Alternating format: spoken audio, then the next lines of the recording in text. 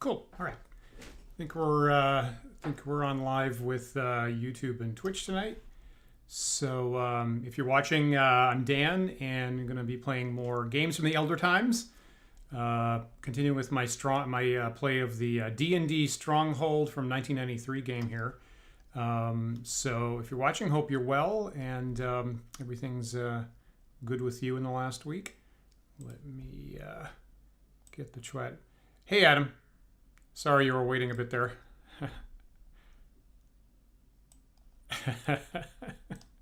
I'll try to be more prompt next time. Thanks greatly for your patience. Awesome. Okay, so yeah, so let me here I am in DOSBox. Let me boot up ye old Stronghold here.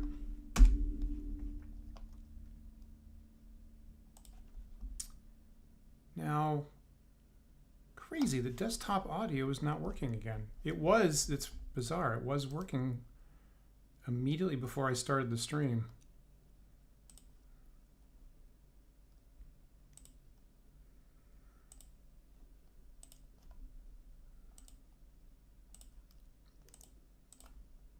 I wonder why that happens.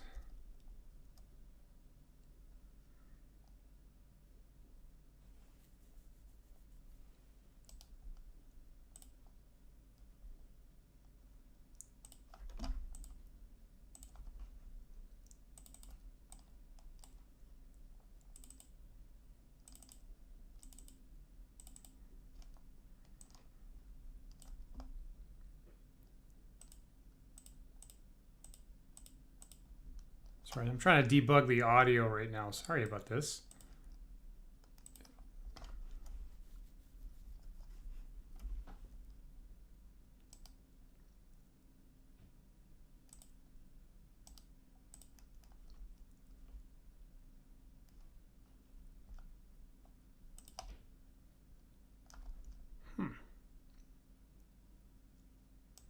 Yeah, so that's once I get the audio playing here, that's the primary thing that I'm going to be dealing with tonight. In the first episode, I was doing pretty darn well just building my city up. And then last week, when I tried to get a little bit aggressive and start wrestling with the monsters on the board, I ran into trouble. And obviously had my rather pretty city get whacked by a rather enormous number of, I think, skeletons and gas spores, which was unpleasant. So tonight I'm going to see if I can recover from that, and find some way of countering those guys on my overland map here. Let's see. So I did save that last time here, and I had achieved the level of Archduke last time. Still not seeing the audio here. Let me just guess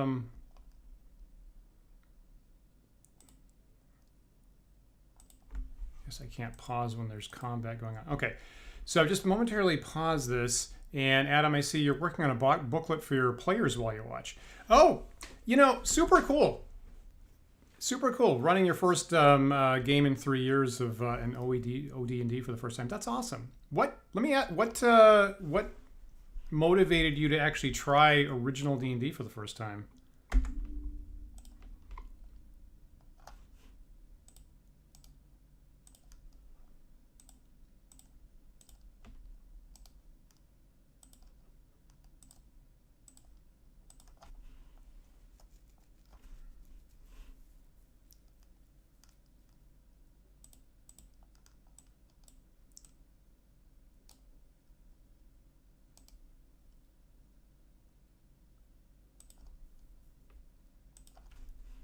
So weird.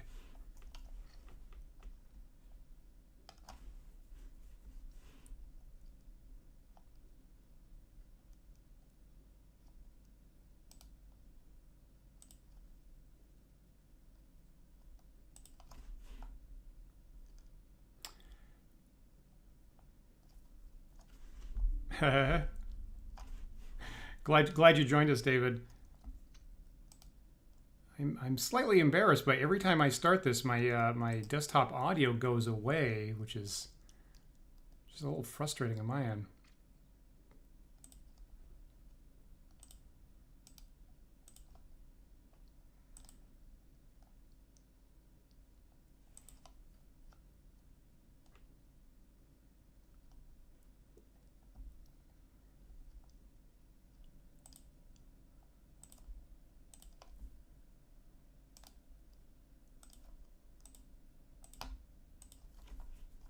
Weird.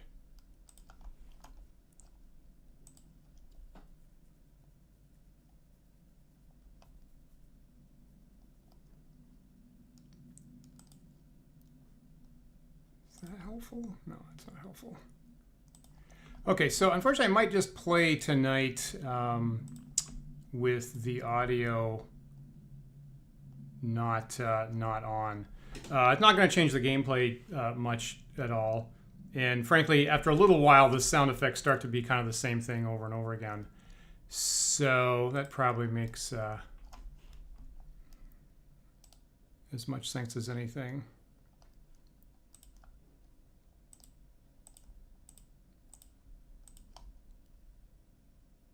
So strange.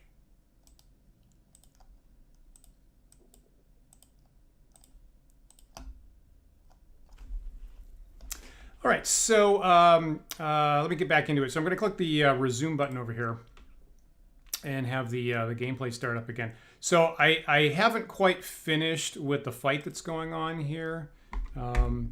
So I think I have a couple extra skeletons that I have to deal with here. Okay, that actually just finished that space at least. So still have some aggressors here. So I will pull my troops over here.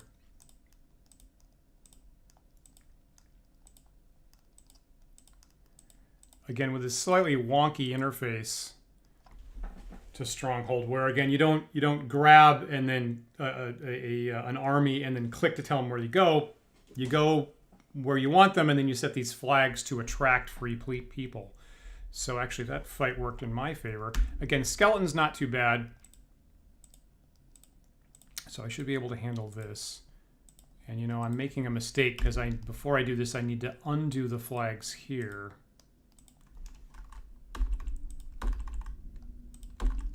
Great. And get them here. And you can see my buildings are eroding because I don't have anybody maintaining them here because they've been killed, I guess.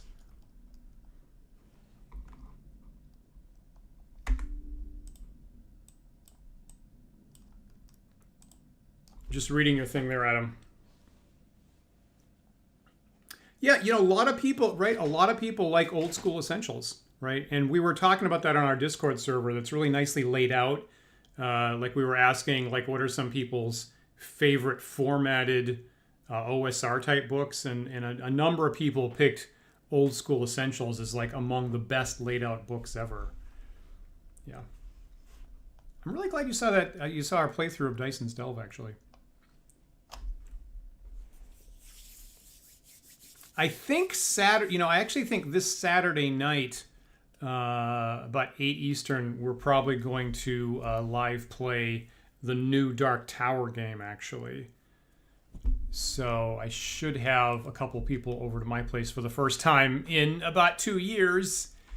And if everything goes right, we're going to play that game.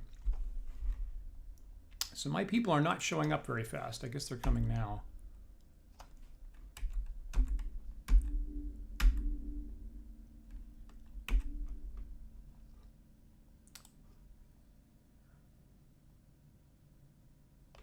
And of course these skeletons have decided to, I guess, take root here.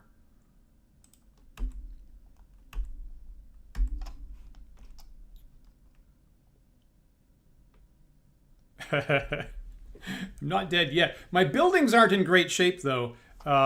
If I scan these buildings, right, Oh, geez, they're in very bad shape. So, you know, I had these dwarven homes that I'd upgraded, and normally they have 60 structural points or whatever they're called, and they're currently down to 7, so I really need to get some help here rather fast or these buildings are just going to collapse. So I'm okay. My buildings are not in very great shape.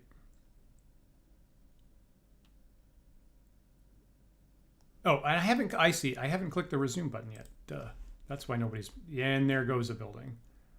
You know, we're probably, if I just sit here and watch, we're probably going to see these buildings all collapse, which kind of sucks.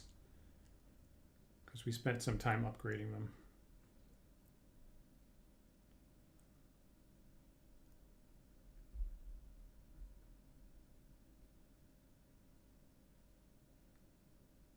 I think as soon as we get some people on the board, I think that's supposed to prevent that. But of course, I guess I'm getting blocked in this location here.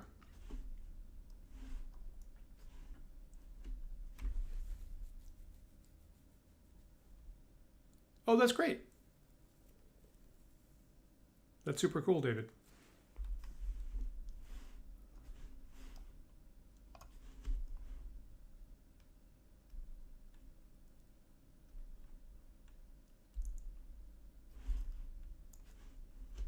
So I'm at least winning this clearly. Got it. So I won that. Here's more skeletons.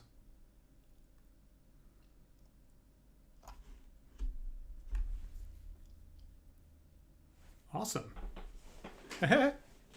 Okay, see, thanks for saying that, Adam, that you appreciate the footnotes at the end of my OED rules. You know, I understand that's, you're right, that's obviously optional. And I put a lot of footnotes into, you know, what I write. And occasionally I get some people kind of mystified by why I would bother to do that when it doesn't really affect the play of the game. And the funny thing is, honestly, for me, those notes are so I don't keep researching the same thing over and over again, which I've had a habit in the past of, I know I've looked up an answer for this, and here I am doing the same work all over again. So the primary thing is actually for me not to keep researching it. But I'm hoping a couple like really smart, precise people like yourself are gonna want to see why I wrote the rules the way I did. So thank you for saying that. All right, so I think I've actually undone the invasion we were dealing with. Right, okay, so there's no blinking red here. I'm not in a fight anymore for the first time since last Thursday. So now I have to do some rebuilding. I got to put like one of these dwarf units at home here. 3rd level. Remember, the dwarves do have like a forge churning out magic weapons. So they're in pretty good shape. So I'm going to put this home so they can maintain the homes. I'm going to go around and start repairing stuff. Yeah, okay, so repair costs 41 gold pieces. I think I spent like 800 to make this in the first place, so this is pretty easy repair to take on. Repair that. I'm going to fix this. And now I've got 2 open spots where I used to have homes that got destroyed. So I will start rebuilding that. Okay, where else do I need repairs? You probably shouldn't be home at all. I think these used to be mines, I think.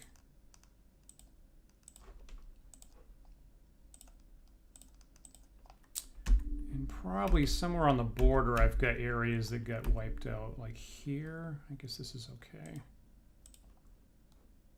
Again, here's a spot that used to be a mine. I can use that for something else. There is my sword maker shop that's actually making magic weaponry, if I recall. For stuff to repair. Like I had some inns that were getting hammered. And they're like my bed. Okay, these fields are all screwed up. Repair this, this, this. Home that's perfectly fine. What else got hammered? So probably I think that's as far as they got. I think that's as far as the invaders got, is the border there. So probably all this stuff is fine.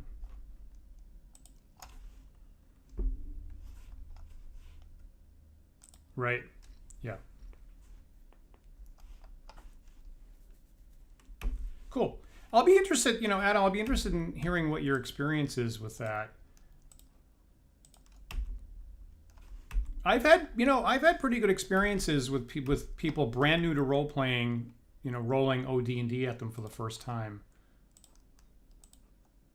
In fact, in some ways, it's actually a lot easier than someone who's used to more complicated or more structured rules, I guess. I'd actually rather have first-time players than supposed experts. So who's... Okay, this is a wizard place.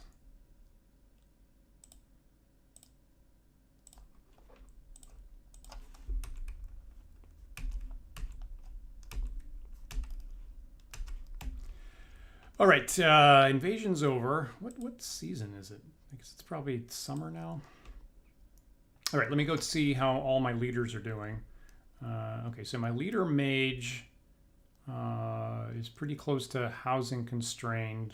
Food storage is filled up. And my gold's filled up. Okay, that's interesting. So... Okay, so I see I have over 300 city blocks. If I could get my popularity up to 65%, I think I ought to get a promotion at that point. So I think I should really spend this money to make people happy with more housing, I guess.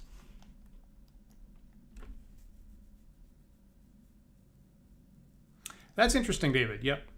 The magic items give a lot more of the depth to the game than, obviously, you don't have skills and feats and power trees and subclasses and this, that.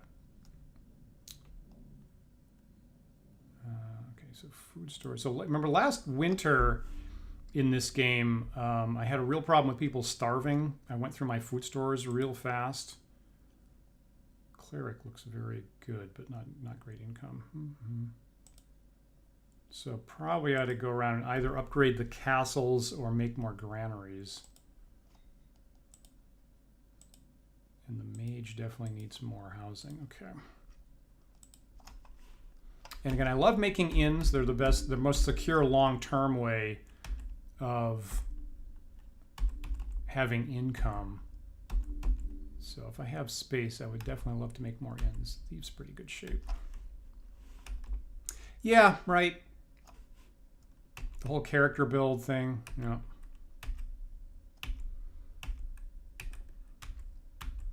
As an old schooler, my attitude was always, I'm going to find out who the character is when I start playing, and I'm not going to know until then. And I know occasionally some people are kind of baffled when I do that. Of like, I personally start like a first level character, and I don't know who they are. But I find that when their background gets made at the table, it's more visceral and people remember it better. That's just me, of course. That has to be farmland.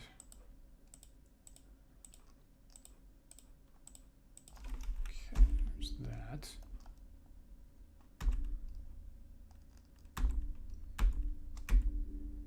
I have to expand. I need to get out of this particular hemmed in area.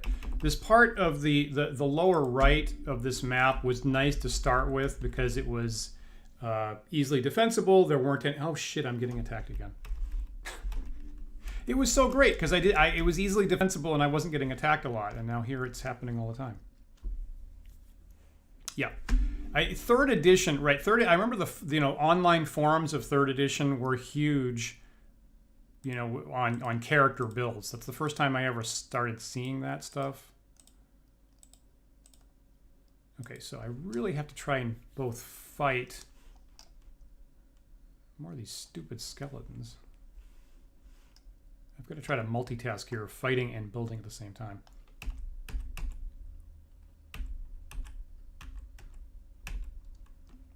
I also kind of want to expand.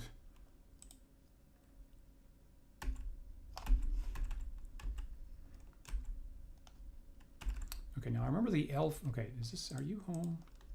Great.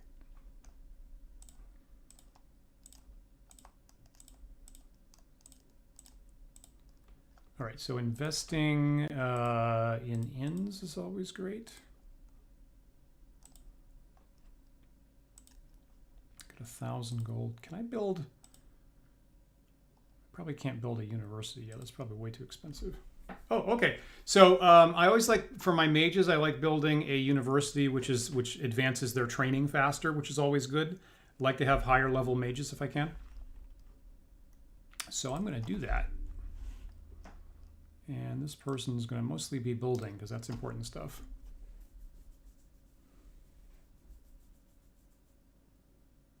Yeah, you know, that's a good point, Adam, and you guys. I find it weird. I mean, you know, as an old school DM, I find it weird to, you know, in 5th edition to potentially be a DM and not know what the player abilities are. And of course, I'm used to earlier editions where, you know, the DM would tell the players everything that was going on. But yeah, 5th edition DMs just kind of have to submit to that of the players. You're not going to know everything in the game because it's just too big.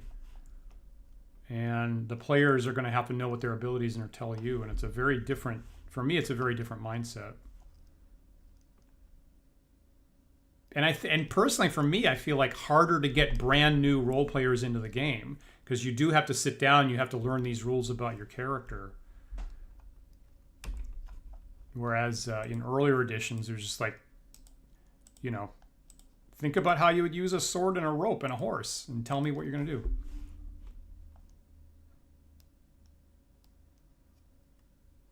Okay, so we've got fighting going on and I have to be building at the same time. This looks useful. Is there an elf I could direct here?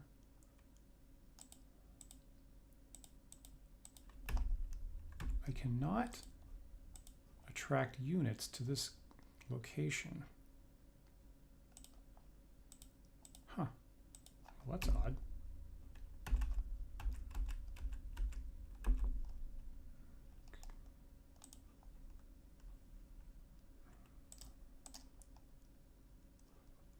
Dice Den. So the Dice Den is a casino type place that gets income from my thief. I like that. I'm going to upgrade that. Okay. All right, are we good here?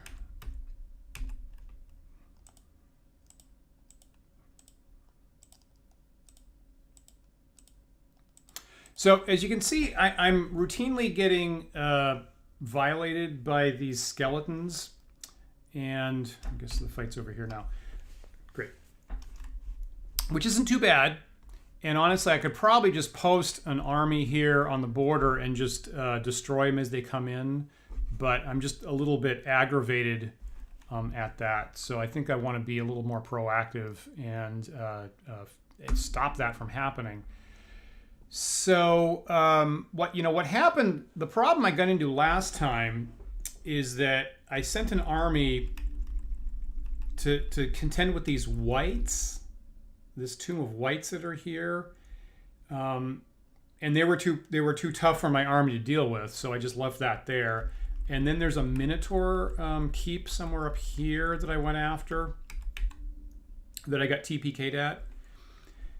And frankly, this is an interface problem here because I don't have fine control of my army because I'm always just planting flags and saying, come here, those of you who can. I had some of my people that were pathing up around this lake here and ran into the skeletons, I think, here. And that is what triggered, stirred up the bee's nest of the skeletons now permanently invading me forever. And I think this line of dots, this line of red dots is the skeletons coming down and then over invading me. So what I ought to do is not get distracted too far away, but to make sure I find, and I think this is what I failed to do last time, find the things that are closest and deal with them first so my supply lines don't get so long that my people get confused, and then aggro certain types of monsters, which is what wound up happening. So I think that's what I'm going to do. So basically, I'm going to counterattack here and bring everybody that I can here. and I'm gonna follow this line of invasion here.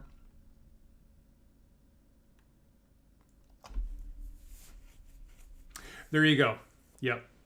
So Adam, I see you want to streamline character generation about 10 minutes. You know, one thing that I haven't done yet, right? And what my viewers and players have asked for, and obviously this isn't a lot of rule sets, are equipment packages, right? So I still rely on the standard OD&D, you know, here's some gold, here's an equipment list, go shopping technique. That takes a little while, and new players have to parse what's on the table. And you got to tell them, well, you probably want one of these armors, and you probably want one of these weapons. So probably the next thing that people have requested from me is a starting equipment package list, so that can be like a one-step process.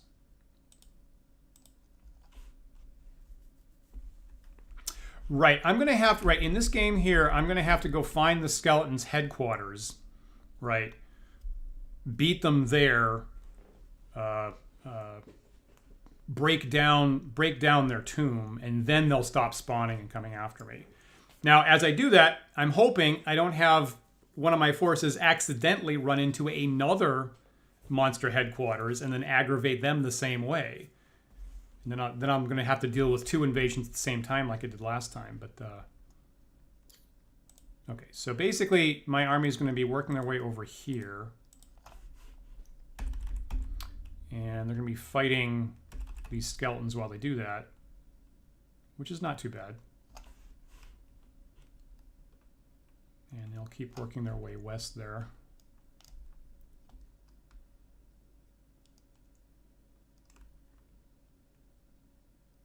Exactly, right.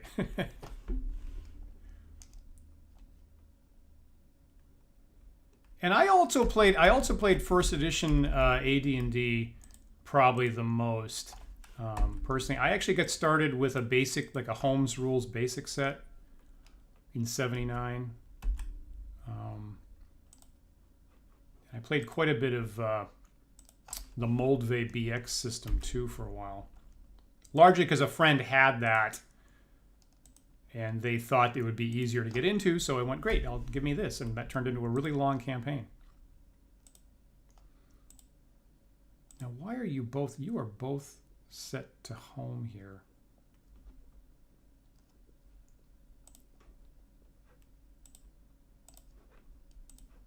That is very strange that I'd have 2 characters both set to home.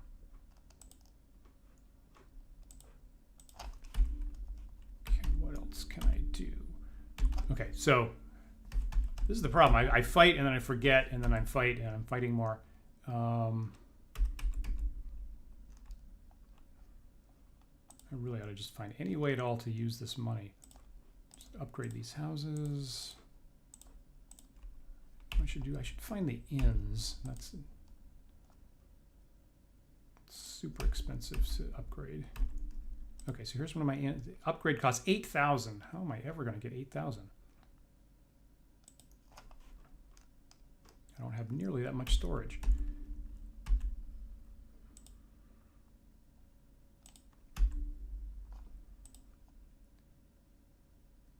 Okay, did I already? Right, that's one that, right, I guess, so that's one of the inns that I've already upgraded. That's why, so it's on the 2nd tier, which is why the last upgrade is so incredibly expensive. So I'll go to one of these inns here and upgrade that for 4,000. That's a pretty good, that's a good investment. And I've used up most of the dwarf's gold, which is good. That's all farmland.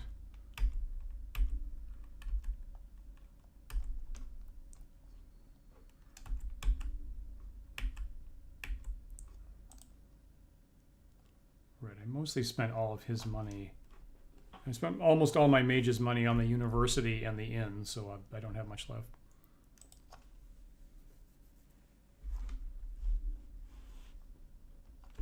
Yeah, that's smart to have a package of standard gear. Yep. You know, game design-wise, it really makes sense. As starting off, there should be a fairly limited number of choices to make. And then as players spend more time with the game, then you can give them more and more options and a larger equipment list and stuff like that. It really does make sense. This is the thief.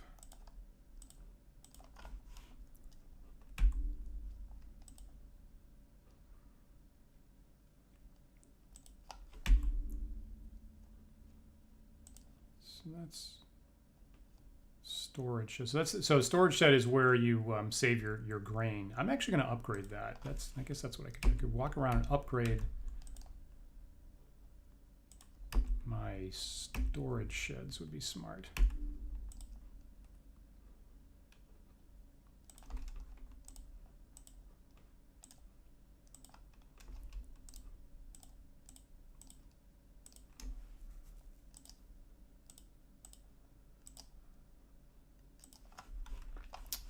There's an inn for the cleric, so that'll help them.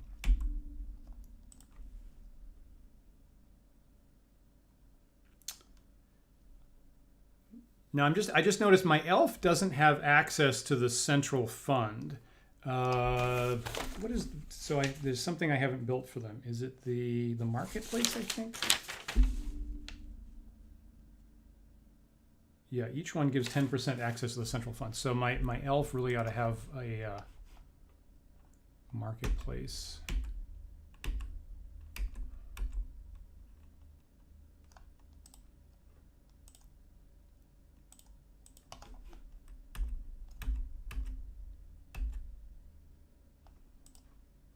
Trading post. Is that a forester's camp?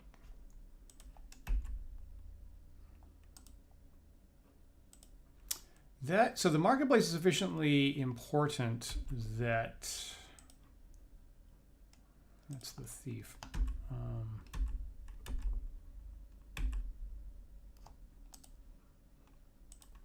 Trying to find a place to give my elf a marketplace. Okay, so it's sufficiently important. I'm actually going to salvage this house. So I have someplace to put down a marketplace for the elf. That's a good deal. Let's see here. I feel like I want to upgrade my granaries. So go to the property tab. Granaries, where are they? So I can go to the property tab here, and then you see it's blinking where I've got granaries. So here,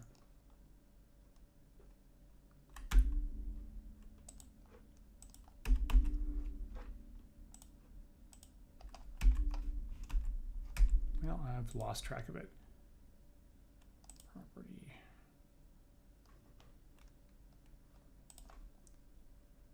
I guess I only have one. Oh. Well, there's my problem. I'm a little bit shy about building granaries because they do have an upkeep cost, which is if you lose track of it is always bad. But again, that's pretty important.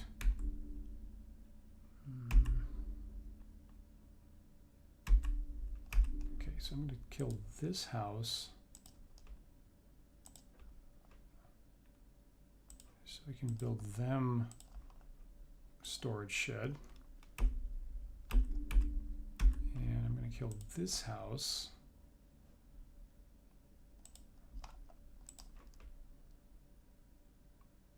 So I can do the same thing. Okay.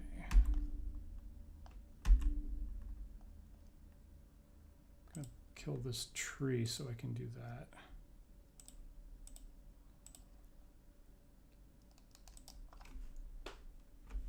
It's pretty, yeah, my kingdom's pretty big, and it's the main problem with this game is you start having to, you know, juggle all this stuff. And frankly, I just don't want, almost the worst thing of all is to have my gold max out my vault storage and then just be wasting gold on absolutely nothing. Okay, like I'm doing with the elf, so I've got my vault storage totally maxed out. I've got to do something with that for the elf. Otherwise, I'm an idiot. How much does it cost to upgrade that? 2,500?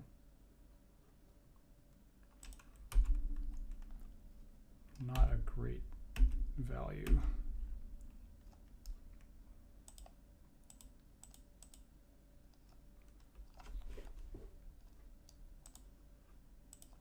So this is a great place for the elf to build. So I'm going to attract an elf unit over here.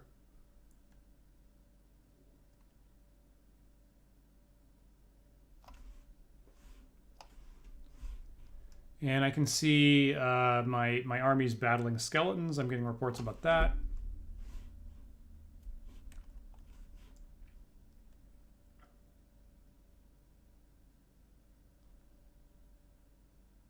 So these pieces are blinking when they're ready. So these are the units that would respond most quickly. Great. No, here it is.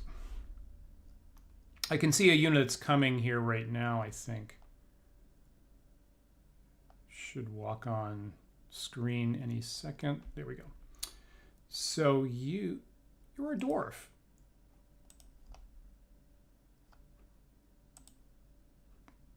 I don't want you here.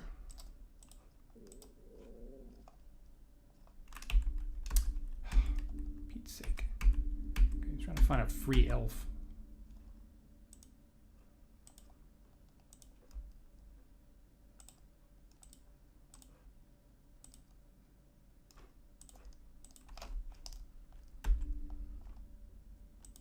Okay, what are you guys doing? You guys are not accomplishing a lot down here.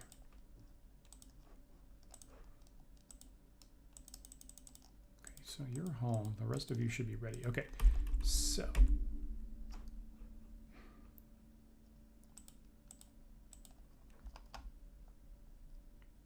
Actually, I just made 3 people ready, right?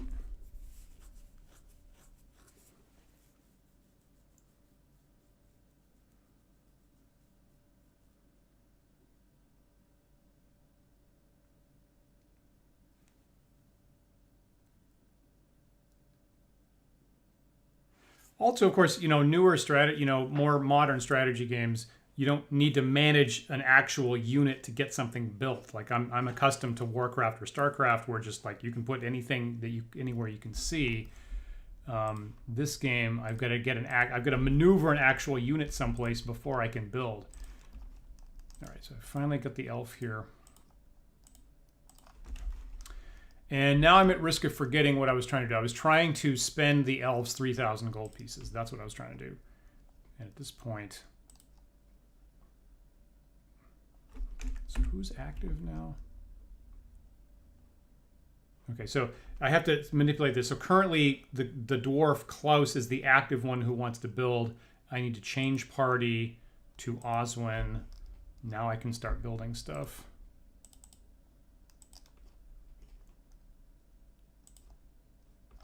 Okay, so a new in for them. Build a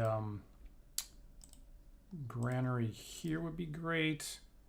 And I can put down some farmland. Okay. So I think I'm probably not perfectly optimizing it, but I think I'm at least doing okay on the building.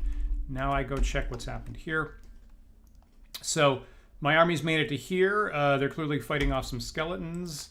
Some people are accidentally deciding to declare themselves at home here, which is not what I want. So I gotta go fix that. And now I will send my army up this lake here, right, which is where the skeletons are coming from. And I'm gonna have to go all the way up here. Yep, there's the skeletons. And get to their tomb, which is somewhere up here-ish. Out of sight, but it's somewhere up there. Okay, so first step, send the army like maybe here.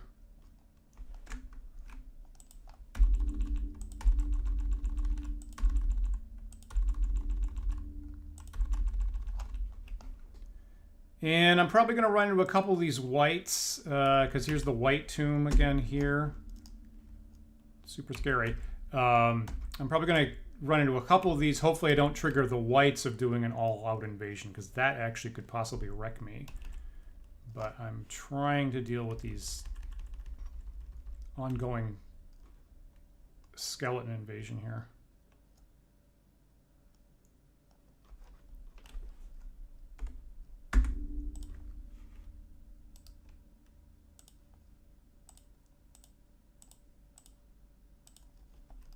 crazy. Okay, so they're doing that. And I'm about halfway through the fall season now, so I'm trying to make sure that everybody's good for that.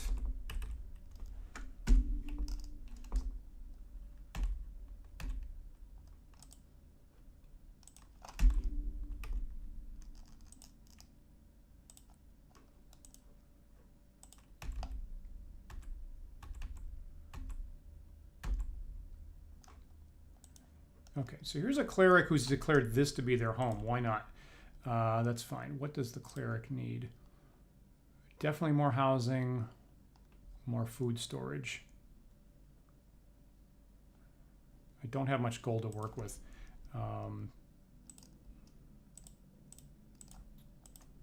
So just deal with the housing for now.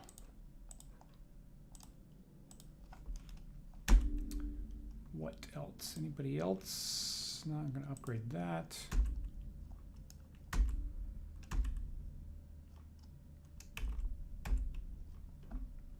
Okay, there's another cleric that's declared this home. And I'm not doing anything with this space.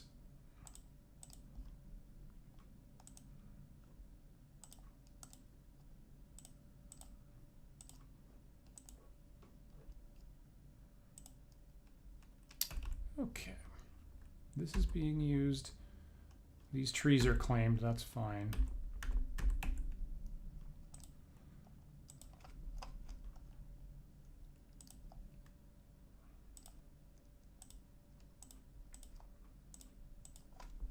You know, I think I made a mistake last time that I was like upgrading stuff right on the border, right? I put my fancy inns and stuff right on the border. And obviously, I think because that's where my attention was focused. So obviously it'd be smarter for me to upgrade stuff further in the interior of my city where it's less likely I'm going to get attacked immediately. So I'm kind of going around upgrading some stuff like these plots here. Not that the elf needs more food. They're the one group that's actually A-okay on that.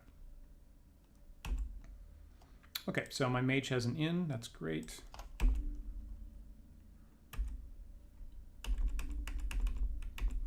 Having a couple pathing problems here. And you've declared that.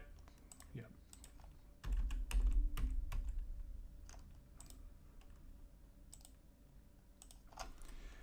I almost have, so because of I almost have half of a mind to build a bridge over this river just because people are having trouble navigating around it.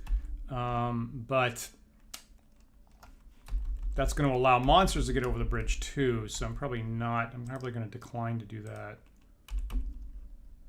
And you declared that's your home, which I'm not thrilled about.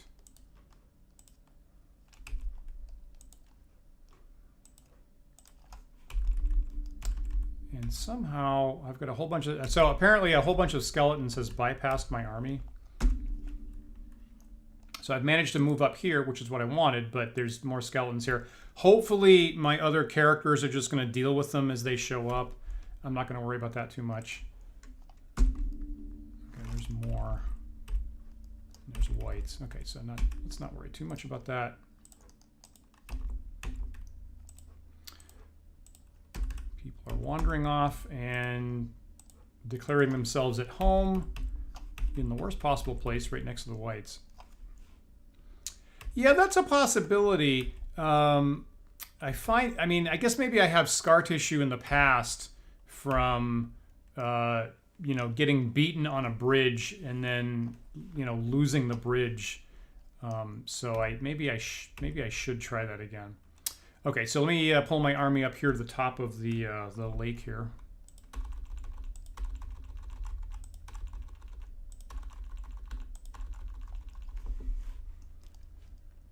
And then once I'm there, I can go east, and I can the headquarters of the skeletons are somewhere over there.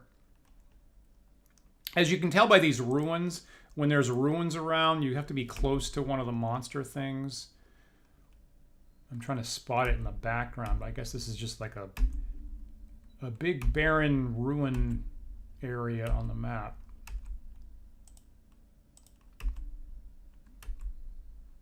Was that it? Is that thing there maybe the... Yeah, that's going to be it. Okay, so just barely out of sight, I can see in the background there that mound thing is going to be the skeleton mound or tomb. I think. So that's ultimately where I'm aiming at.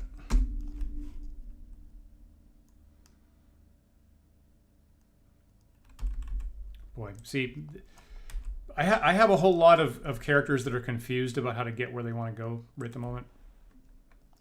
And that is probably the cruddiest thing about this game, if they thought just a little bit better about that.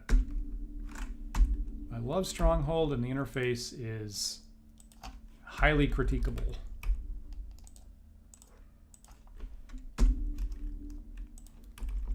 Okay, all right, so a whole lot more monsters up here. And now after, so this is the interesting blast spores. So, you know, actually we were chatting I think on Sunday on Discord, and it's interesting that this game calls the monster blast spores, right? The fake beholders that just blow up when you hit them, calls them blast spores. But of course, the old monster manual calls them gas spores. So someone actually corrected me. I'm wondering why they changed the name. But the actual old books would call these things gas spores. But this Stronghold here has got me in the habit of calling them blast spores. And for a second, I was like, am I just remembering wrong? But no, that's actually what they call them. Okay, that's the gas spores, and the skeletons are over here. So this is what I want to take out.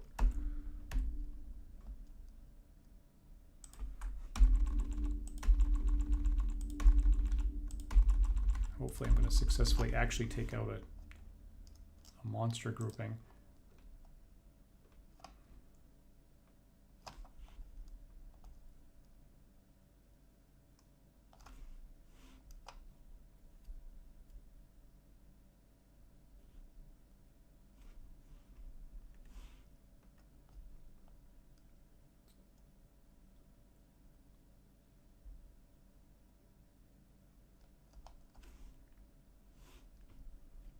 Okay, so there's some skeletons. So what I usually do is, I'm attracting my army here, is I try to clear out the land around the headquarters first. Again, so that when I do finally wipe out the headquarters, there aren't a lot of monsters left when they then take a revenge counterattack against my city. So I try to clear it up first and then take their stronghold right at the end. Yeah, right. I wonder why they changed the name. So, and speaking of the blast spores, gas spores, so my slightly confused characters are in fact running into the blast spore territory here. And let's just see what happens with this fight. So I guess the cleric hits him with a staff, and therefore when this guy does that, he's just going to blow up, right? Same for the thief. Yep. Interesting.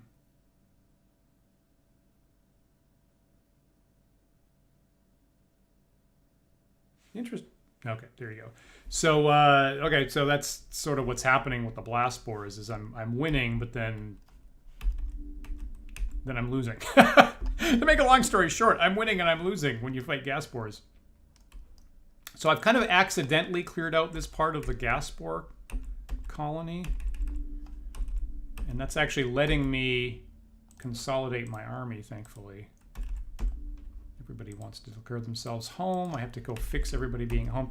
And now I can kind of take on the skeletons here.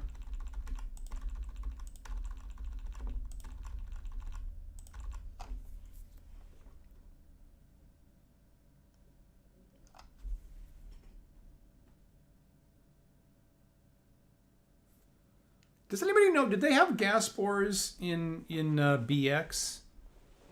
In the Beckme rules? I don't even know if they had it in other editions. Well, there you go, right? And we can take inspiration from monsters that look like famous monsters, but were completely, totally different.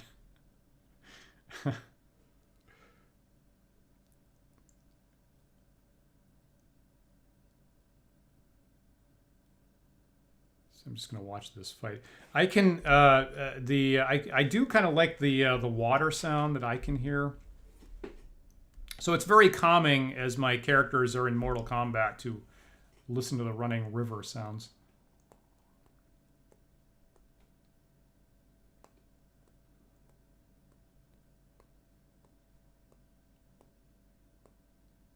And I can see there's still some skeletons going after my city, but I can see on the messages here that I'm successfully fending them off.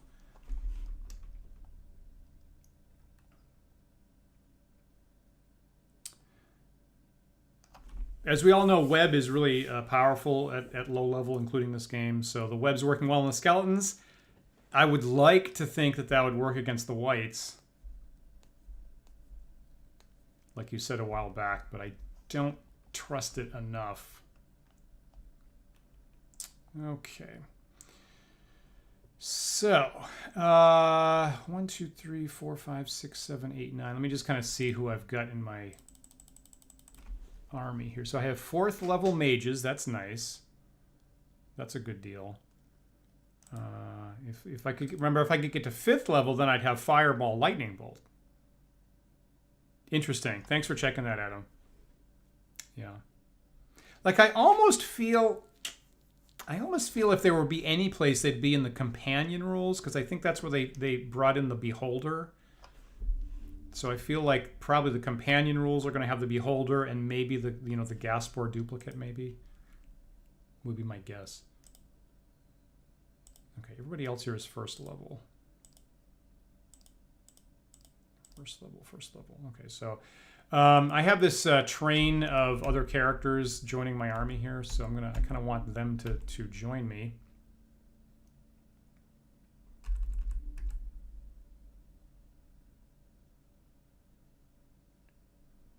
And then I'll probably assault the actual tomb.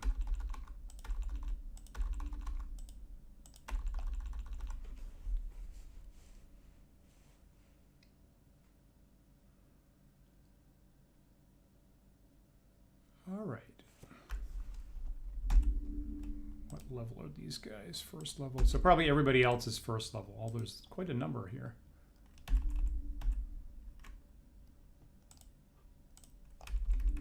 Now, at some point, you have to take your army that's available and just go, because my city is constantly churning out more characters, and they're getting attracted to my summons, and so there's going to be an ongoing train of support staff that could be coming forever. So at some point, you have to say good enough and kind of make a go for it. So I think I'm at that point. I kill this skeleton here.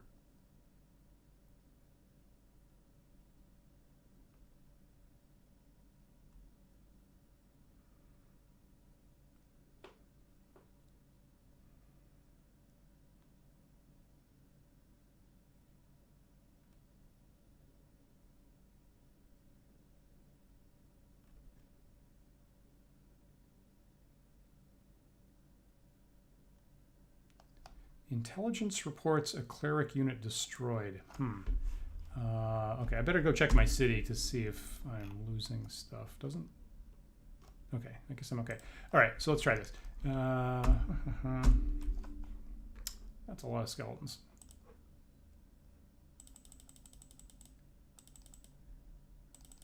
That's a heck of a lot. So 1, 2, 3, 4, 5, 6, 7, 8, 9, 10, 11, 12, 13, 14, 15... 16, 17. Okay, it's about 17 skeletons there.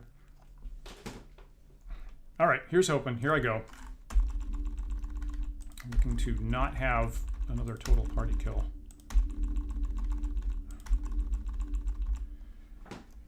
Let's see how this goes.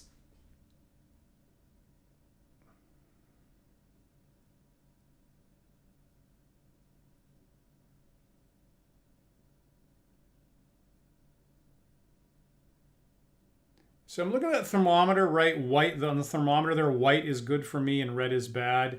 As more people come in, I'm hoping that that goes further up into the, in more white color.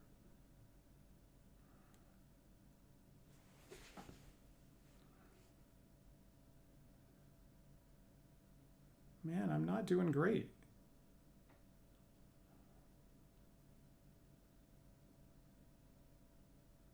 It had, you know, a good question, Adam. Is this my favorite D&D video game? It has a lot of mental space for me. I'm getting beaten again.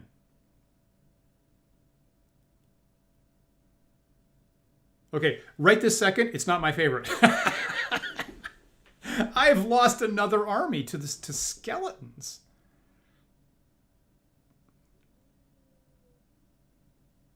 Wow, I've totally lost that.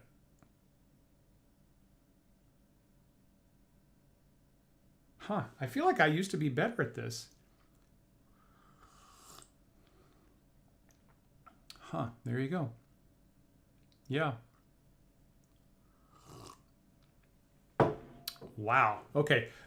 Silver lining, it's just about to turn into winter season, and my population's low.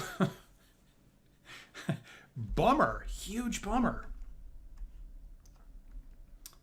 Wow, I got hammered.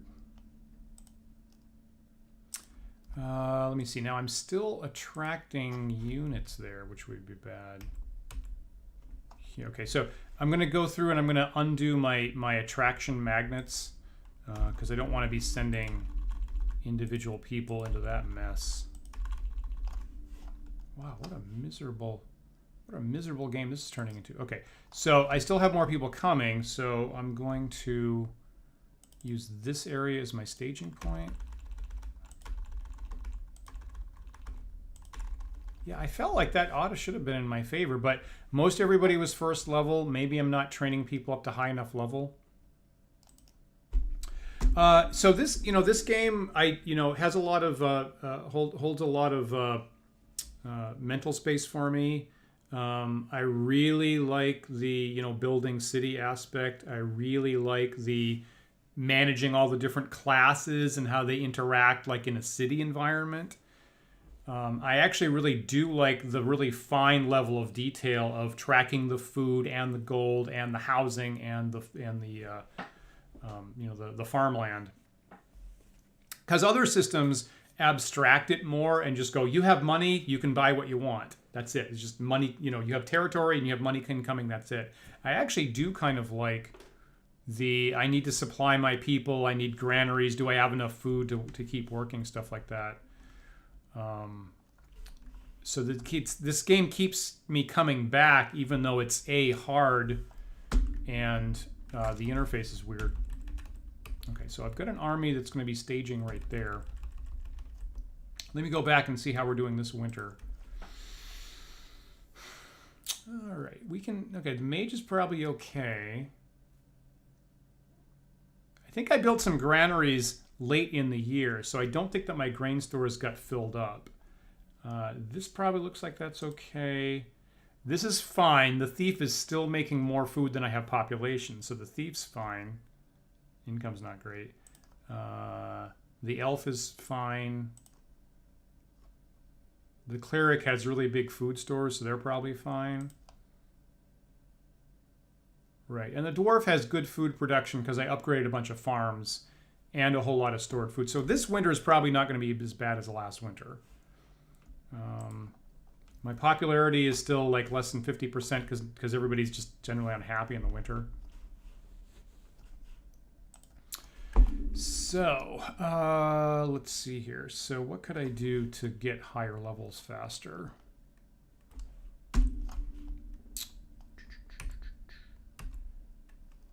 My training facilities. So here's the drill hall for the dwarves. Upgrading that's super expensive. Oh. Okay, so here's a space where apparently skeletons attacked and I must have lost a dwarf here because the buildings are about to fall apart. Do I have a free dwarf?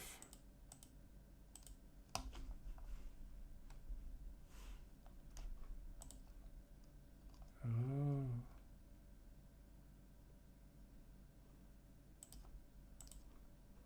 These are fully upgraded. I need to stop that.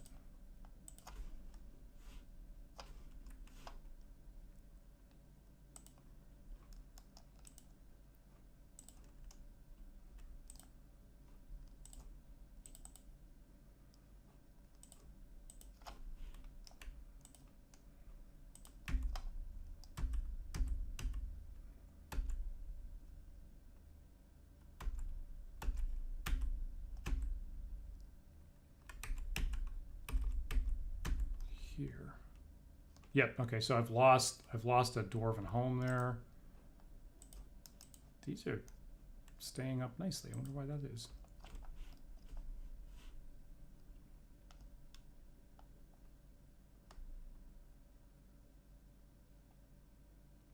I may not have a free dwarf unit nearby is the problem. Okay, you. Okay, you should be here. Here.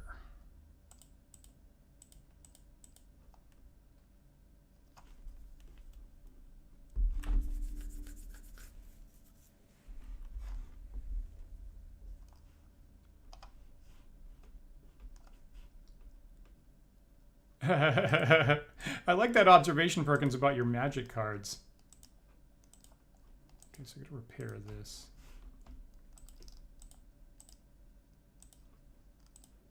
I'm gonna upgrade that. And you know what? I gotta admit, you know, I don't do a lot of computer gaming normally now myself.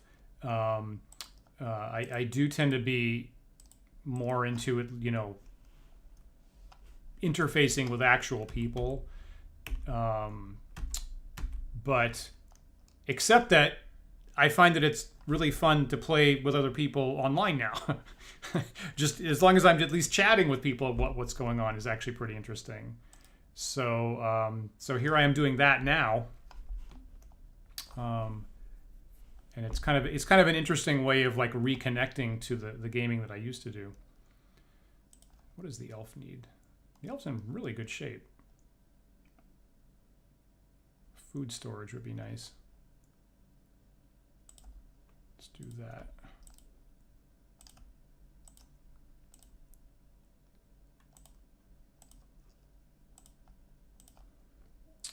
Housing's good.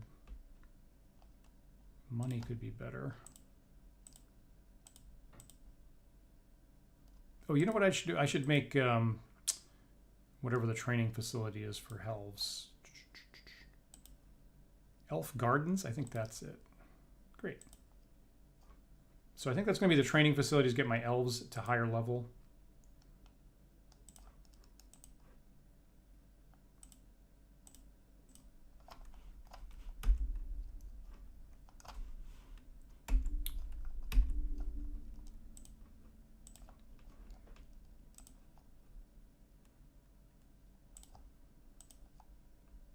It's funny that, you know, for quite a while, my elf was behind everybody else in development. But because they weren't getting mines, they don't have this boom bust cycle. They're kind of slow to get started. They have a bunch of trees. They have a bunch of farmland. Their population doesn't boom too bad. And then kind of late in the game, the elf kind of comes on as being very stable and very dependable, which is what I have now. So all of a sudden, because they have enough, they have so much food, they don't even need grain stores through the winter. All of a sudden, they're very successful. Do another inn for them, which is nice.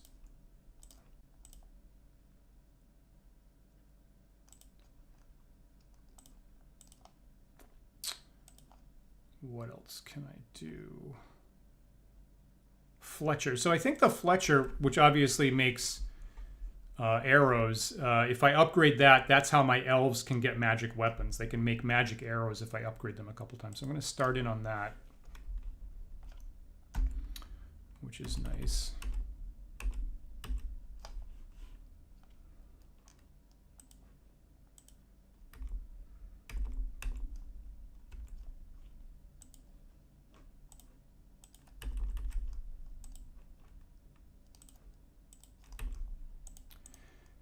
Now, if I was playing really smart, one other why are you over here?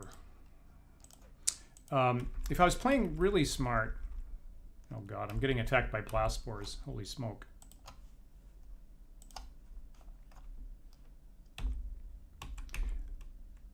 Right. So what I was going to say is, you know, my whole army that I'm attracting are the new units newly being produced. As a result, they're all first level. I'm going to go through here right now and look at them all. Okay, so first level, first level, first level, first level, right? So if I was really smart and spending more time, the main city, these characters that have been here forever, just maintaining the land, they're at higher level. Like this one is 4th level, right? The one here that's actually was the first character ever made, they're also 4th level. So if I was really sharp, I would go around and take these off home, make them ready, make them my army, and replace them with new 1st level units. But it's such a pain in the butt to do that I tend not to do that. However, right this second, the thing I'm confronting right now are these gas spores. And they blow up whoever hits them.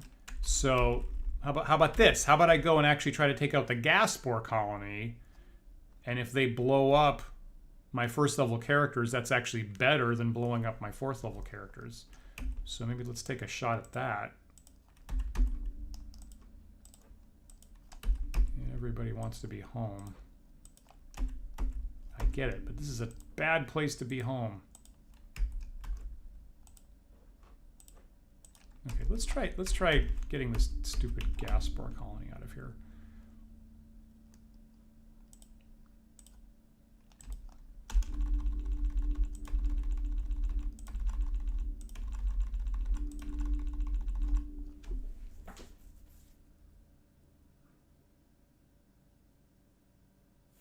I guess I have fighting happening here.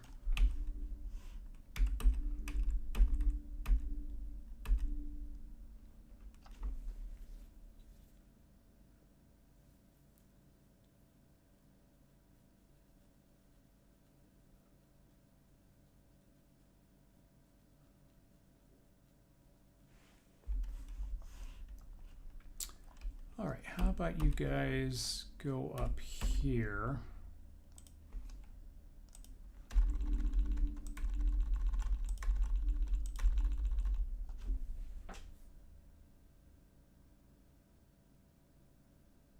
I wonder if this would work better. So my ranged troops are my mages and my elves. I wonder if this would work better if I just brought mages and elves and shot them from a distance.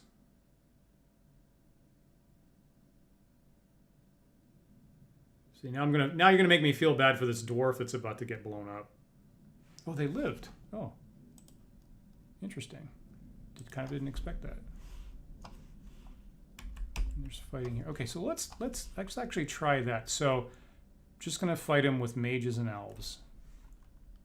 I don't think I've actually tried this before. Let's see how this works.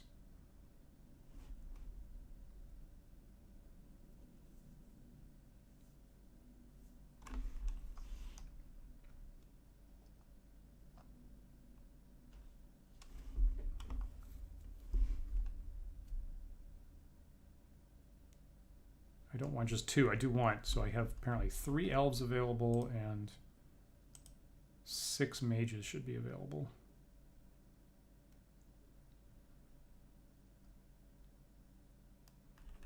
Do I not? Okay, there's a mage that went home, of course. Okay, so here's all my dwarves, clerics, and thieves, so that's fine. Here's somebody that went home.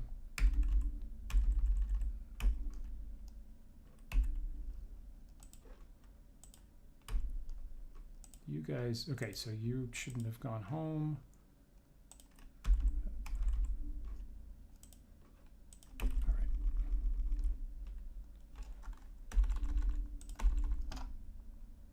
Let's see how this works.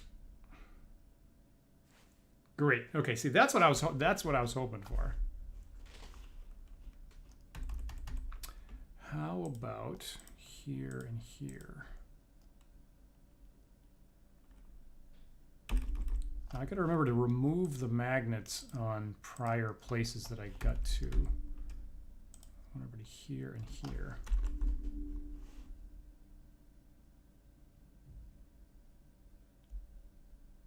Yeah, thank you.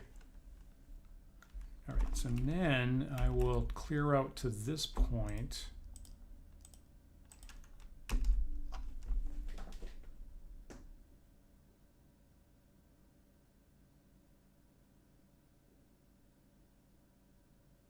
Nice. So fortunately with the gas spores, they're just one hit point, so that's all it takes to wipe them out.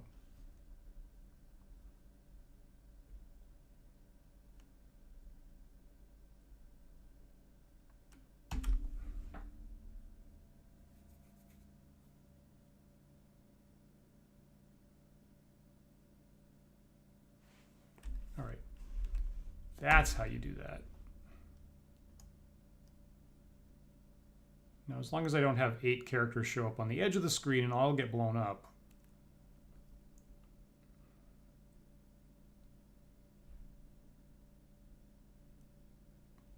Ah! That's pretty much what just happened. I think I just lost 4 units there. God. Unforgiving. Okay.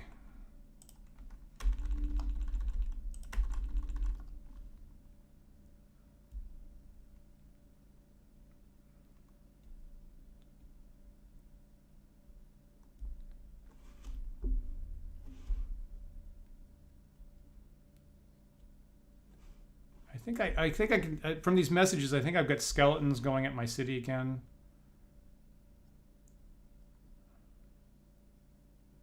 All right, so just don't get too close. All right, so now I'm going to sweep up to here.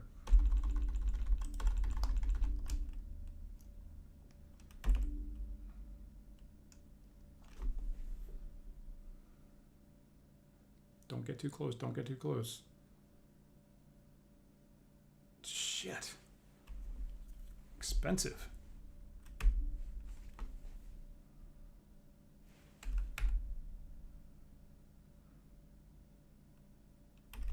All right.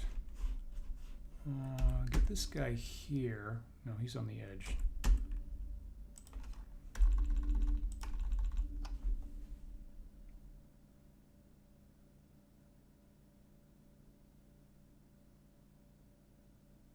Don't get too close, don't get too close.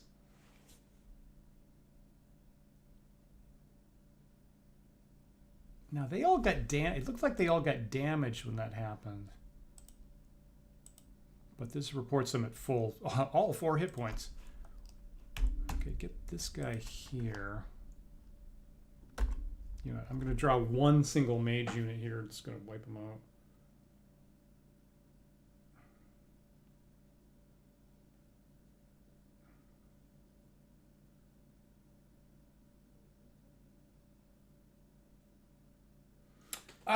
Good question, Adam, about what I do at 0 hit points. Yeah, I think so. Let me just look at what I currently have. So basically, I have a saving throw, right? So when someone hits 0 hit points, I run a save versus death. I think that I have scratched out. I think I previously had a however many points beyond 0 is a penalty on the save. And I think I've scratched that out. So that little detail I don't do anymore because I think in the heat of the games I kept forgetting about it. Or I kept not wanting to hit my players with it. So I think it's just a flat death save now is what I do.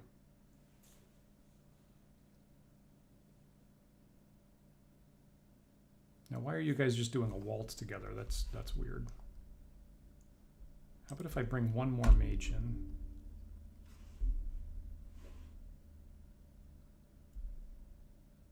Oh!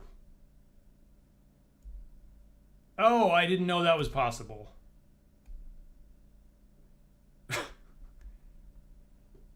Oh my goodness. So I don't know if you saw that, but right, I had a mage that actually turned into another gas spore.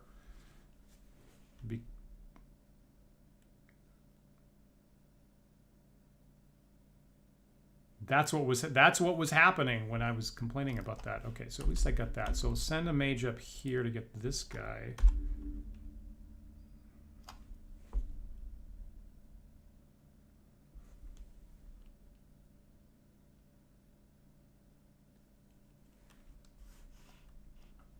And while that's happening, I'm going to go around and tell people not to set themselves at home again. Not there, and not here, and not here.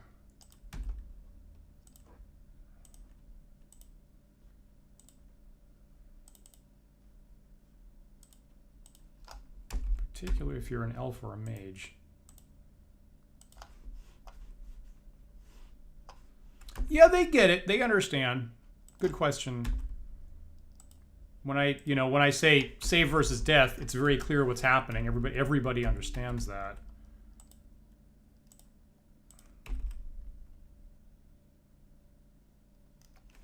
So it works.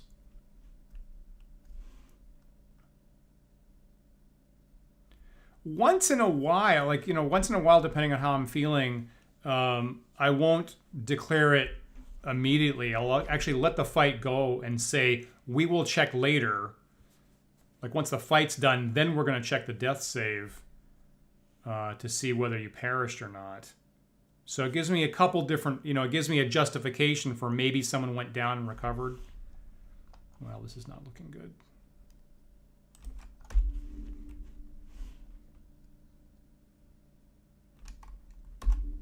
I fear that I'm about to have another mage turn into another gas spore, which is not good.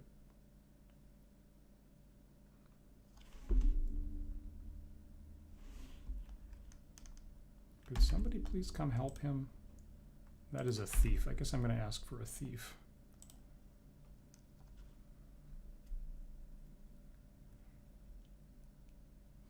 Okay, well, all right, collateral damage. So now, as usual, now I've accidentally got a fight happening here. Blast spore infects mage with blast spore disease. So that guy's about to turn into another gas spore.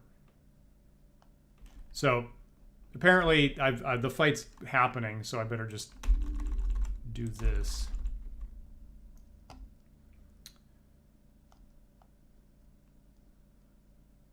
That mage is in bad shape. Okay, you need to go help. You need to go help.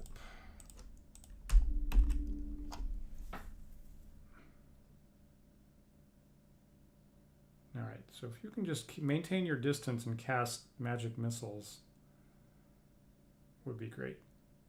See? Okay. Ugly. Ugly win. Ugly win. But the nice thing about the blast spores blowing up is they also blow up the other blast spores, which blow up the other blast spores. So there was a chain reaction there that I just had to tag one of them, and it actually set them all off. There's no other monster like that. So that's the best. So I finally, at least, in the ugliest fashion possible, managed to win out against one of the monster armies. So now that I've got control of the space and the fight's not going, now it's going to give me the option to salvage this blast spore mound. So it's a giant mound owned by the blast spore. So I could actually take ownership of it. There's really no point to that. I can actually take it over. So I'm just going to demolish this. I think I get some amount of money out of that. Yeah. So 196 experience. I think a couple hundred gold. And I'm getting a promotion.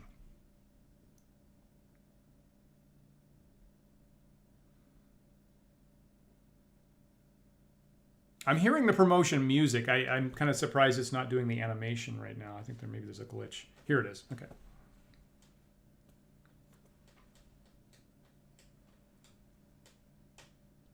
Great. So I just got promoted from Archduke to Prince. Let me just remind myself where I am on the promotion scale now.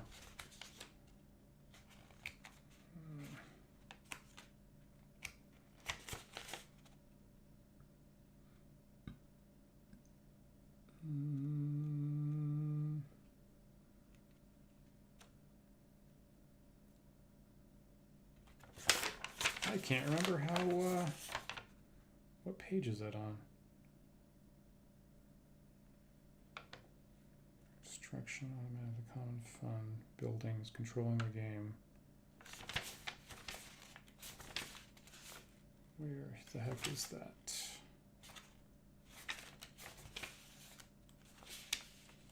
I feel like I've got 2 more levels to go. I don't know if anybody remembers. I think I've got 2 more levels. I think I have a king level and then an emperor level, and I think that's it. Yes, there you go. Okay, so I'm currently on level 7 out of 9, and I have to achieve king and then emperor.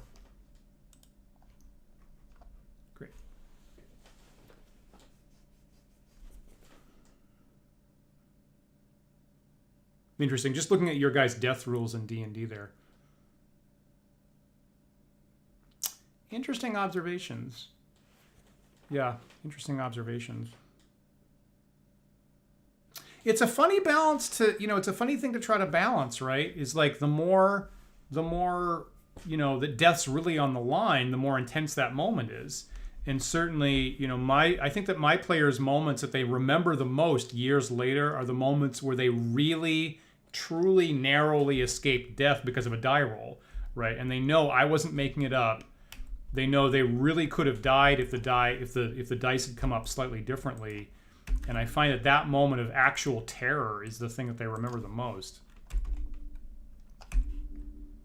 I could be crazy, but I think that's the feedback I get. Now, the times that you actually do perish, right? It's not, it kind of sucks.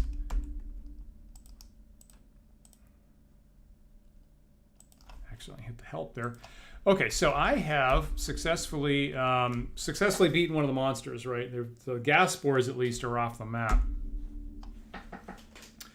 So I think the game, right, it gives me a promotion when I beat the first unintelligent monster, which gas spores count as. It gives me one promotion when I kill a medium intelligence monster, and then it gives me more promotions anytime I hit a highly intelligent monster. So I'm not going to, I think if I wipe out the skeletons, it's not going to give me a promotion, I don't think. Here are the skeletons over here. I don't even know what's up here. What is this stuff? Oh, crap. Oh, good lord. Man scorpions. That's pretty brutal. I kind of don't want to tangle with a man scorpion, so that's a basic expert monster. I actually think that they first showed up in Master of the Desert Nomads, which is module X4, I think, is the first place they appeared in basic. So they've got about around 8 or 9 hit dice. They're armor class 1, which is like plate and shield with a magic bonus, and they have a poison sting, and they have ranged attacks. So it's one of the worst monsters in this game. And they also just look creepy. So I really don't want to do that. Looking at your story about your halfling there, Perkins.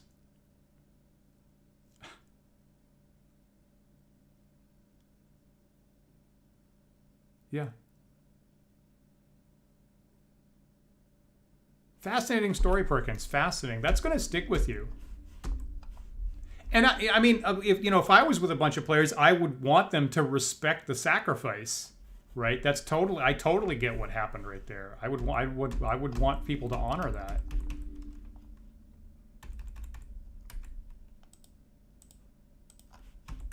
Really good point.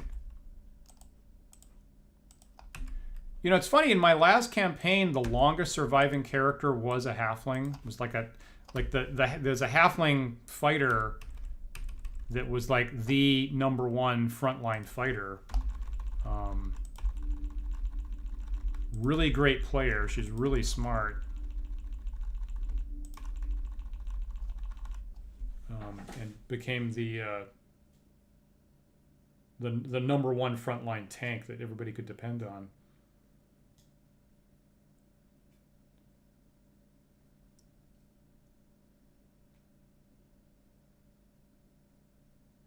So here I am tangling with the skeletons again.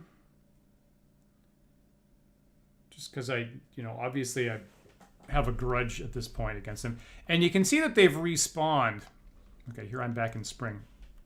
So the skeletons have respawned. I had them beaten down to just the stuff on the tomb. And now they're respawning in the countryside and they're spilling out all over again. So... right, and they've sent multiple waves against my city, so if I could tamp that down, that would be great. I don't know if I have the courage to actually hit him again. So while they're lining up, let's see how the spring's doing. Okay, So if I get if I get my popularity up to 67%, right? If I could get 3% more popularity, I'd get up to king level. So let's try to do that. Food's good.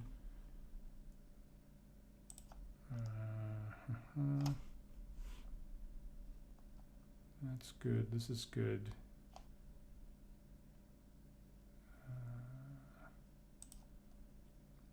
Got room for growth there. Food's in good shape. Now this is just the start of the spring, so I'm not too surprised that I have a little bit of room for growth here.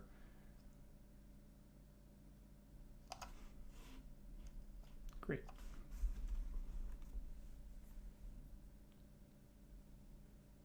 Oh, geez, yeah. Trolls on giant scorpions. That would be not something I want to deal with. Except with lots of fire. Fire is the fire is the only answer to that. I'm actually in pretty good shape here altogether. Maybe if I like upgrade houses, will people be happier with that? Maybe. I'm gonna do that.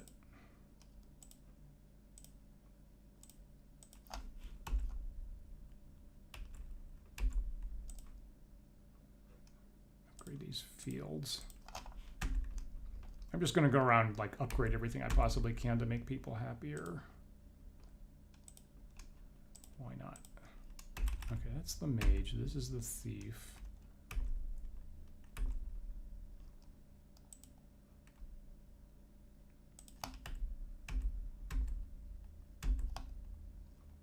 This is the cleric. Don't have too much money.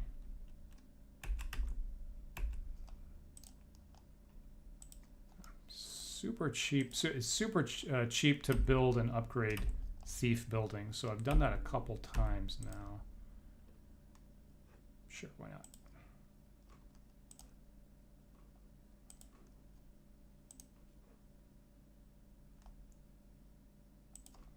Is that fully upgraded? That's crazy.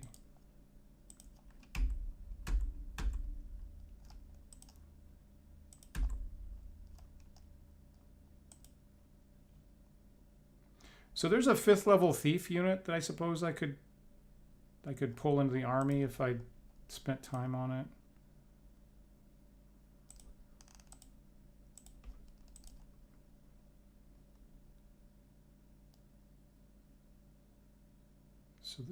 So this would be taking money from the thief to upgrade the cleric houses.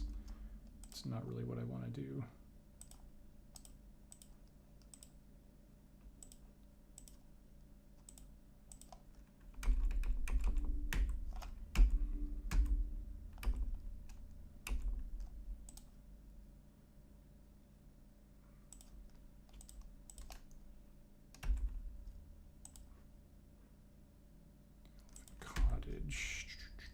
What are you guys doing?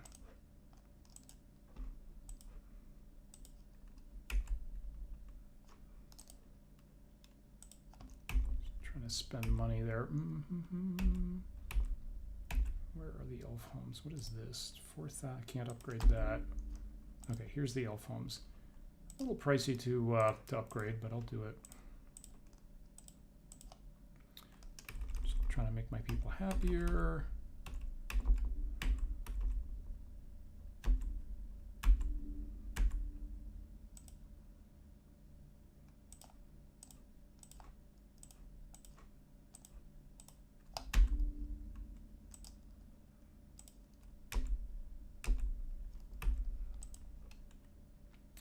Drill hall.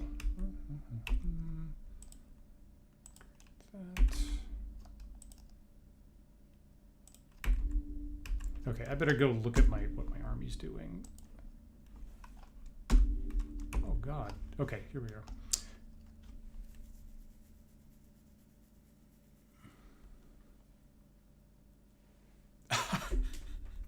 Oh, the wish. That's great. I love the wish scroll from the fortune cookie. Amazing. Good for your DM. Nice.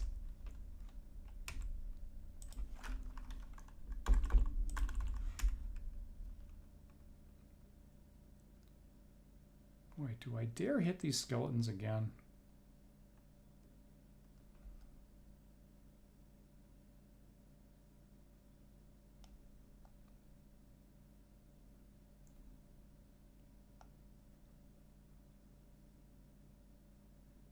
These skeletons are tough.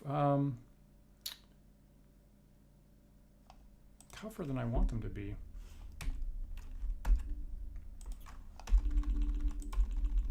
I feel like what I really need here are clerics. So if I do go after the skeletons again, I need this giant mob of clerics is what I really want.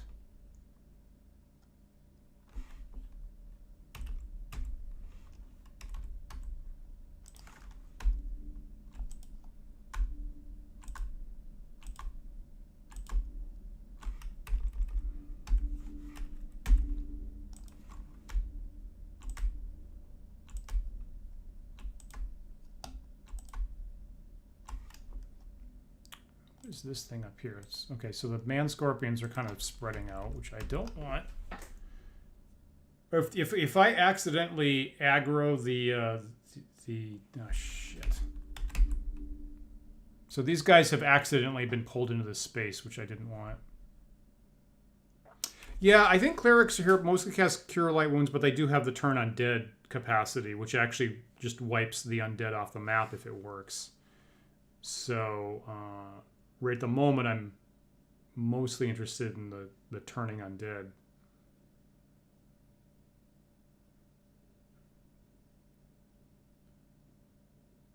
Now, these guys are clearly not going to win this. Okay, so I'm up here.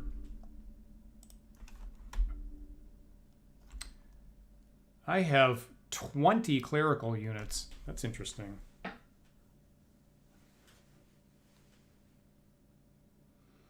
So the cleric leader in my city has done well enough that I have a whole bunch of cleric units available.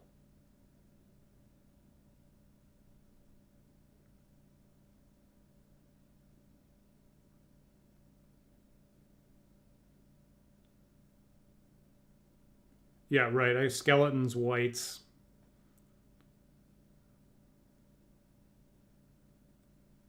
All right. I guess the clerics alone aren't going to cut it. So.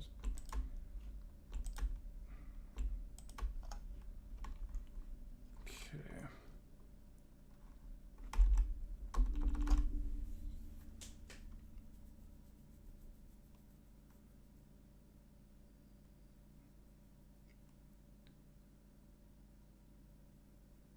Seems like I just have an enormous army that really ought to be able to do the job here.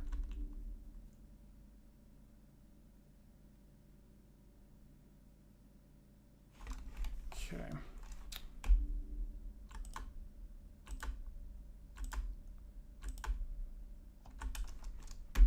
Getting over here.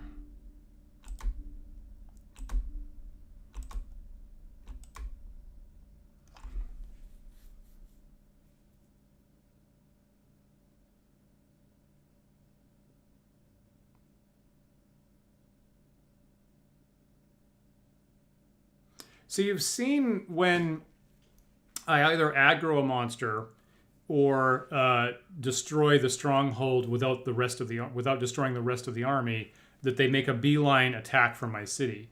And fortunately, when that happened in this game, it's been with gas spores that only have 1 hit point, and skeletons, which I'm having really a remarkably hard time dealing with. But those are like among the weakest monsters in the game. So I think like around, it was like it might have actually been the first time that I played the game, right? There was a mound of purple worms, right? And we all know 15 hit dice or whatever, and 8 plate armor, and they can swallow you and poison sting, and they hide in the ground to boot. And I was thinking like, okay, I have a giant infestation of purple worms taking over my map.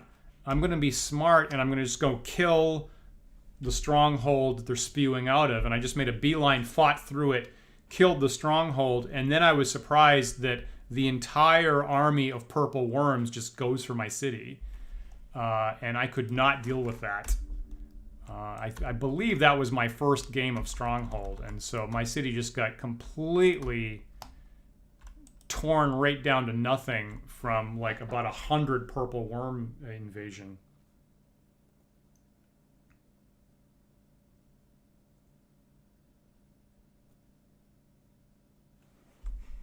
So word of the wise, don't do that. If you can avoid a purple worm army invasion, avoid it at all costs.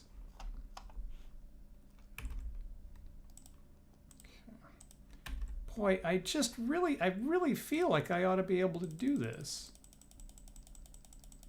Except that they're all first level. Oh, there's a skeleton in there? No, there's not. Okay.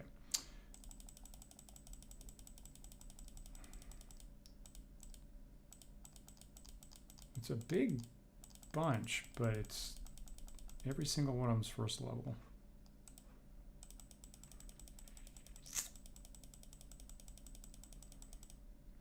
One, 2, 3, 4, 5, 6, 7, 8, 9, 10, 11, 12, 13, 14, 15, 16, 17, 18, 19. Did I just get a...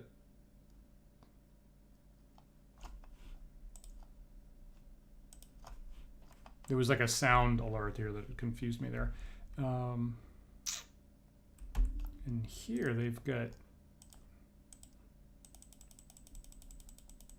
1, 2, 3, 4, 5, 6, 7, 8, 9, 10, 11, 12. Seems like I outnumber them.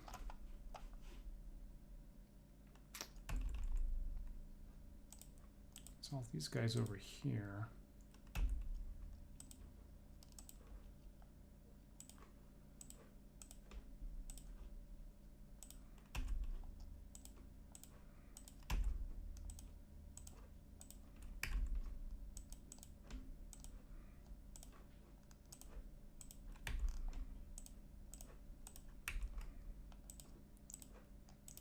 Hit every single one of these things to ready status, so they are part of, they respond to the army call.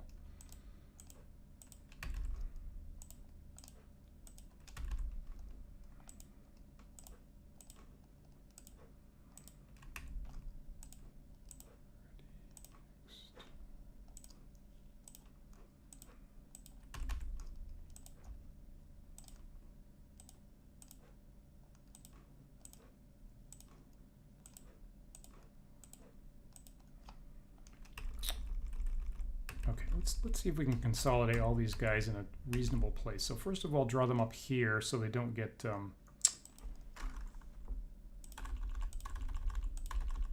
if I'm not careful, they're going to accidentally wander into the space of the stronghold, which I don't want.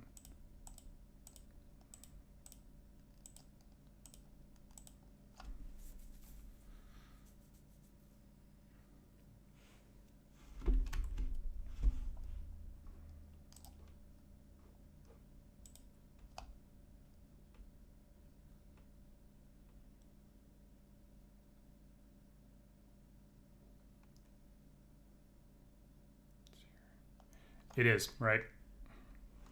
There's a lot of clicking, and there's hotkeys, but not for everything. I should probably look up what that particular action that I'm taking over and over again.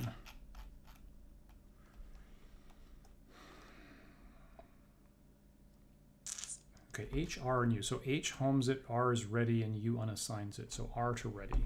That makes sense.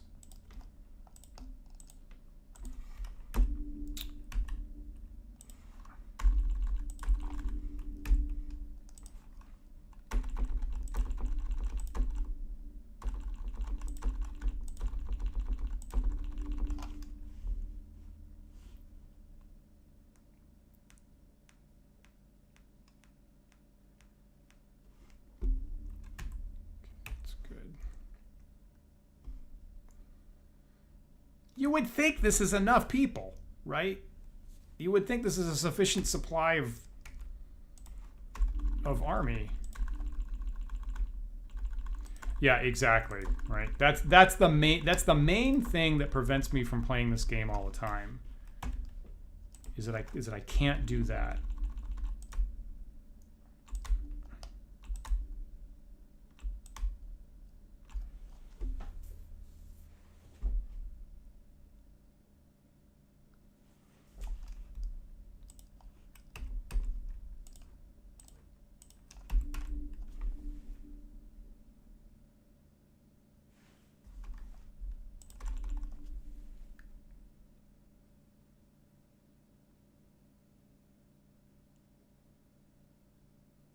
Good question. Is this summer now? I think this is summer, right?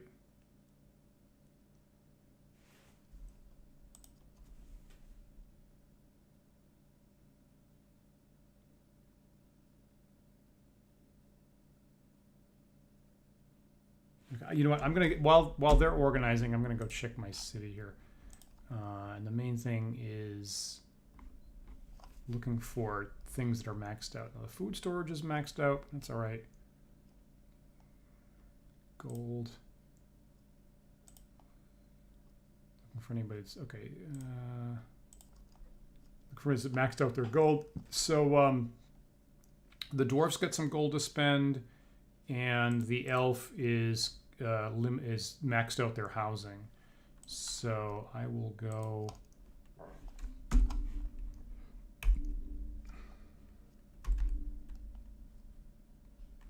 Some combat going on. I will upgrade the elves' main stronghold. Actually, I have enough money between their gold and the fund. I have enough money to do that. And oh, there's the magic college, right? There's the mage school. So that should be helping my mage leveling up, supposedly. There's an upkeep cost. Not super thrilled about that. It would cost 4,000. I'd love to upgrade that, but I can't. Can I upgrade the dwarf fortress? Still no. Just find something to upgrade for the dwarf. Maybe these plots. I'm gonna upgrade that granary actually. This house.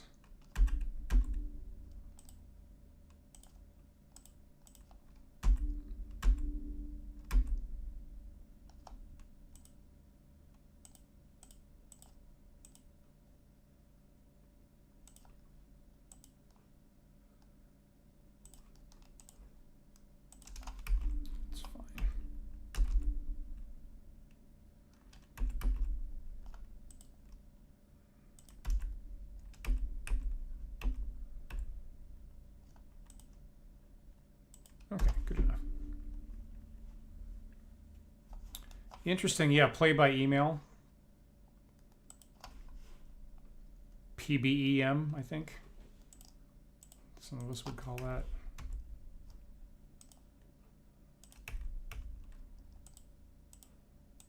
Okay, back to the fighty part. All right, that seems like a pretty good supply of soldiers. So let's try this again.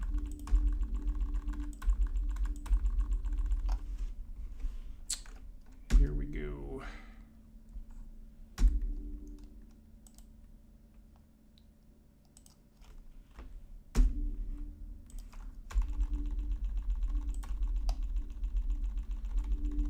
Make sure you get the clerics in there.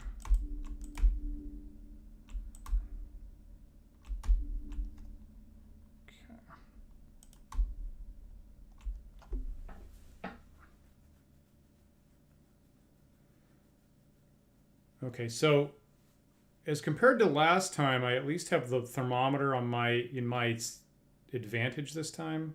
So I think I'm bringing a much larger supply of characters. I'm still losing people.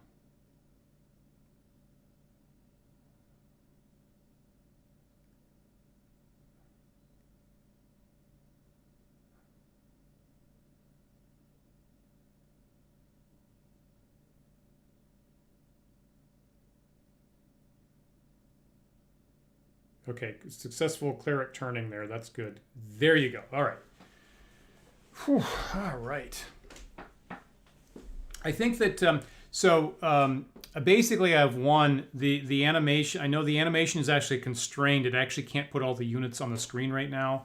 So there's actually a skeleton that's trying to show but doesn't have enough sprites. So I'm just going to move away from this view, and as soon as I do that, it's probably going to eliminate that last skeleton. There you go. So intelligence report skeleton unit destroyed, and that's probably the battle there. Great. There might be some more. I have to do that again. So you can see, I mean, you know, and that's how to my understanding, that's how actual real world fights happen, right? Things don't stay equated for very long, right? Someone gets the upper hand, and then it's just catastrophe for the other side. And that's what we saw happen right there.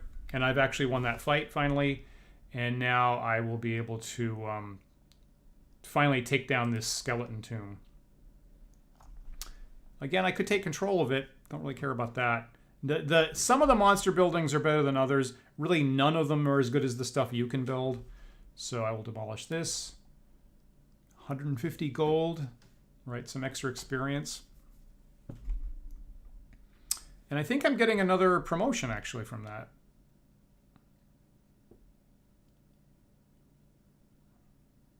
Once the animation decides to kick in. Great.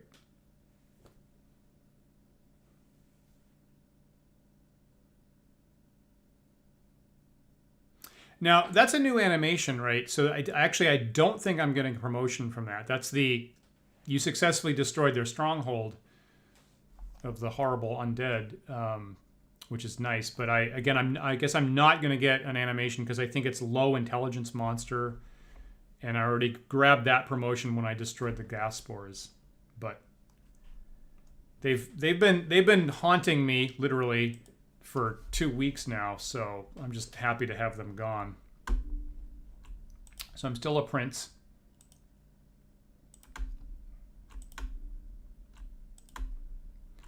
So my options here are to keep building my city and just generally make people happy. My popularity is not super high. Again, I would have to get. I have a big enough city. I would have to kick my popularity over 67%, which is kind of a stretch, or I would have to go kick at least a moderately intelligent opponent off the map.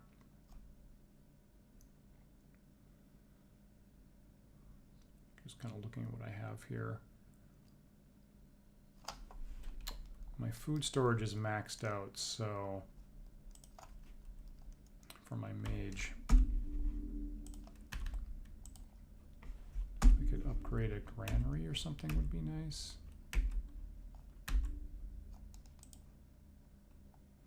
So I'll upgrade these houses.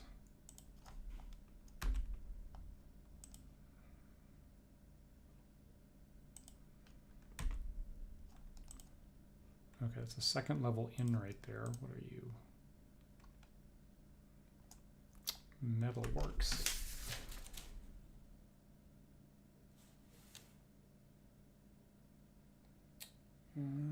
Is that the armory, basically?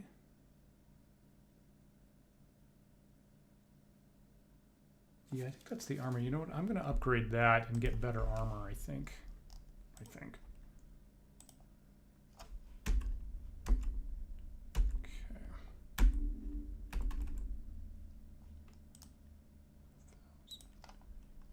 There's my magic college there. Okay, there's the granary. I will upgrade that.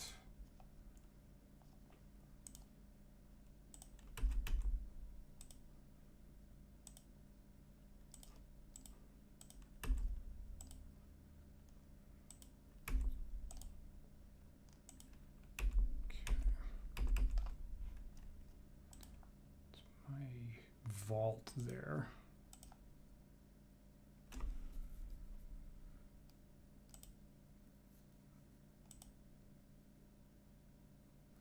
Now, you know, one thing I haven't had in a while, I think I probably depleted all my mines at this point, right? Early in the game, I was expanding. I was excavating new rocks. I was getting lots of gold mines and even one gem mine.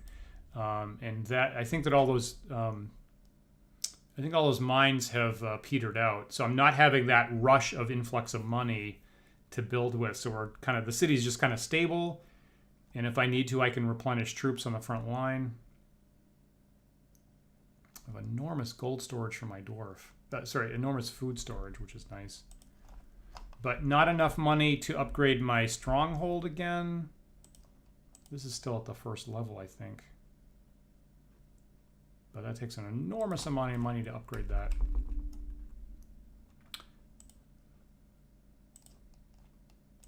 Yeah, here's where there used to be some mines there. I'll upgrade that, that's fine.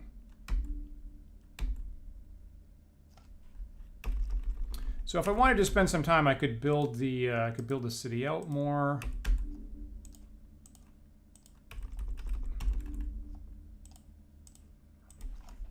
Now, if I want to contend with opponents, so those are the horrible man scorpions. You know, how about okay, this one right here. I'm just going to take out this one man scorpion right here, just to see how tough they are. Let's see if I come to regret this.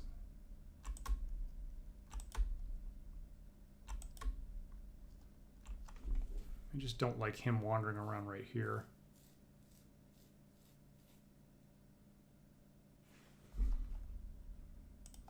Okay, there's just one.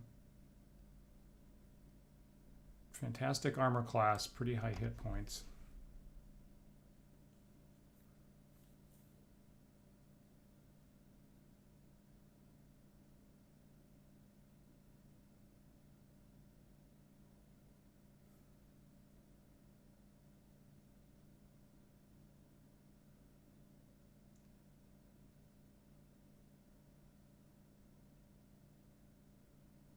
I may regret this.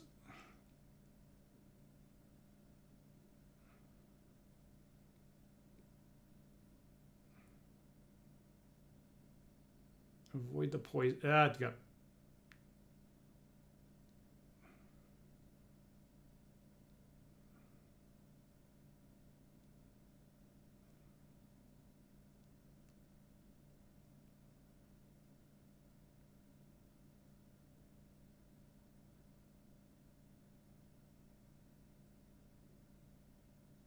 Okay, all right. So by throwing about 50 units at them, I managed to kill one man scorpion. That beats the alternative. So at least I can keep that clean. Now, these are the whites, and you can see they're spilling out all over the board all over again. Oh, I guess it was spring, because now it's summer.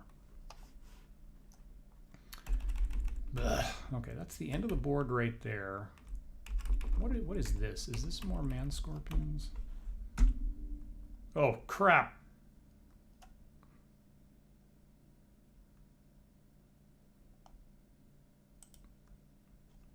All right. And yeah, I have a apparently I have a mound of dragons. So up in the top right, I can't see it right now, but there is a mound spewing out units of red dragons onto the board. And you can see here they have armor class -1, right? Obviously, they breathe fire and they fly, and they're one of the toughest units in the game, and they're also highly intelligent. So if I could eliminate them, I'd get a promotion. Let me. These guys are about to get into fights accidentally with the man scorpions. So let's kind of withdraw. I'm kind of too far away. Yeah, right. See, that's the kind of thing that gets stuck in my brain. That's exactly the kind of thing that is, you know, stuck in my brain forever. These slightly creepy animations. I almost wish they were purple worms on the board because they are super creepy. Now, you notice on the overland map, you see there's a red dot in this space that I've got highlighted, but I don't see anything here. Let's look over here, actually. Just send, how about send one single cleric unit over here for sight. Actually, I want a thief unit for sight. They're best. Just give me one thief unit.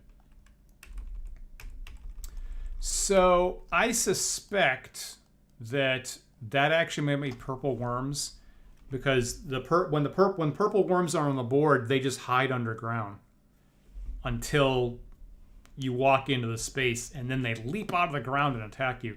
Now, for the way the interface works, I actually think I can put the eyeball vision even if they're underground. I thought I saw it. There it is. Let's see what that is. Come on. There it is. Yep.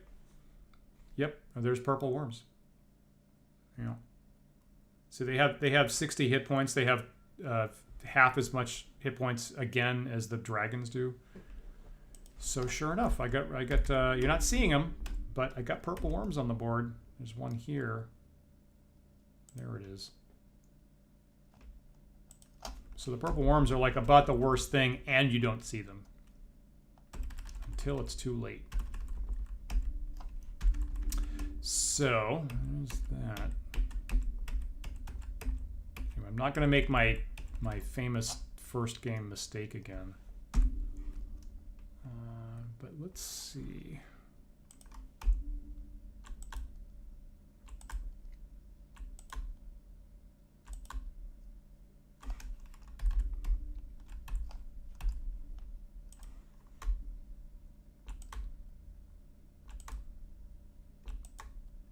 I kind of want to just know where the dragon headquarters is. I don't want to accidentally aggravate them and get a dragon invasion. But I kind of want to know where they are for intelligence purposes.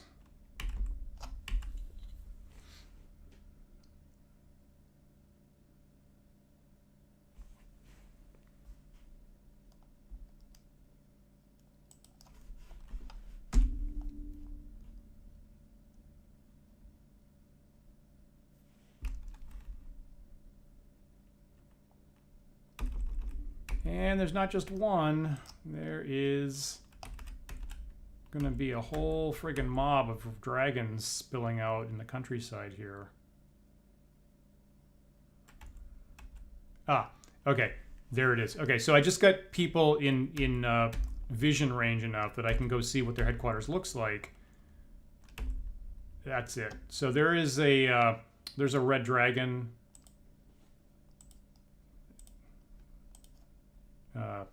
Mountain, and if I'm going to attempt to confront that space, I have to have characters sufficiently high level that I can take on whatever that is, like a dozen dragons at once. I'm probably not going to be able to do that. I'm certainly not going to be able to do that tonight. So that's now remember. So this I'm getting pretty close to my sign-off time for the evening. So remember, even this is not the pinnacle enemy of the game. Somewhere out there is an evil anti-cleric named Mindark who's 36 level and has a bunch of horrible minions. But other than him, this is probably one of the more horrible things to confront.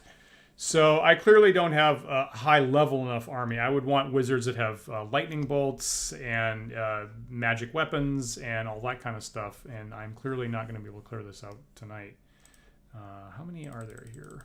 1, 2, 3, 4, 5, 6, 7, 8. Okay, so I guess there's 8 here now, but there's more and more spewing out all the time the longer I let this go. So I don't know. At some point, I might have to deal with that. But not going to be tonight. At least I took care of the skeletons. And the 1 hit point gas spores. That was trouble enough. That was trouble enough.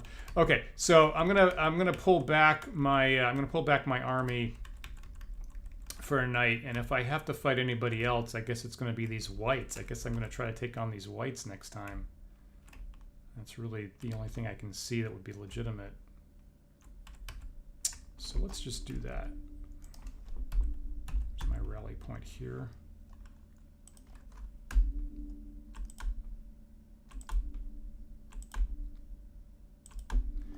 So let that infect your nightmares tonight. I guess like right here is pretty good.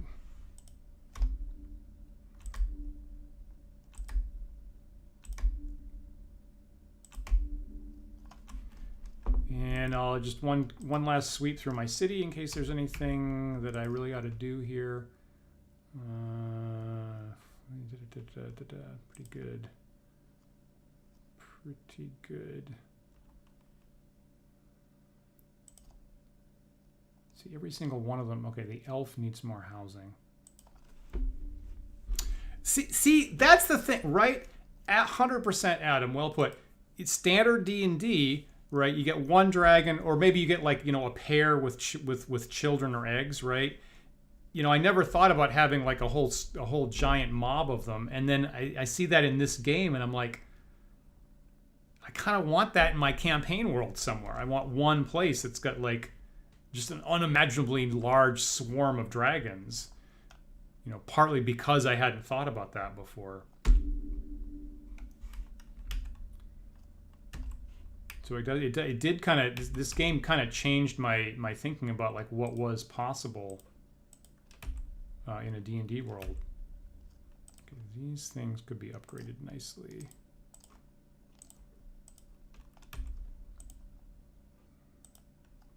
That granary could be upgraded. Let's look at this farmland. All right, who else was... Okay, that's sort of okay. That's sort of okay. And then it's mostly just the food storage, which is getting maxed out. Exactly, right? Legitimately so. Really creepy to see so many of them.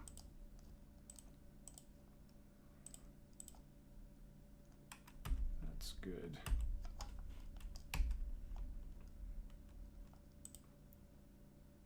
Upgrade this farmland.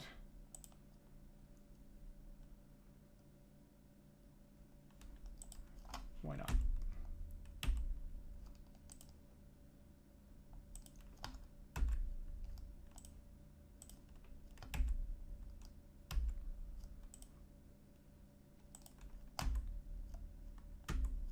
Mostly just running around spending money on anything so I don't waste it. That's good. That's good. Okay, there's the granary, which I need to, which is good to upgrade.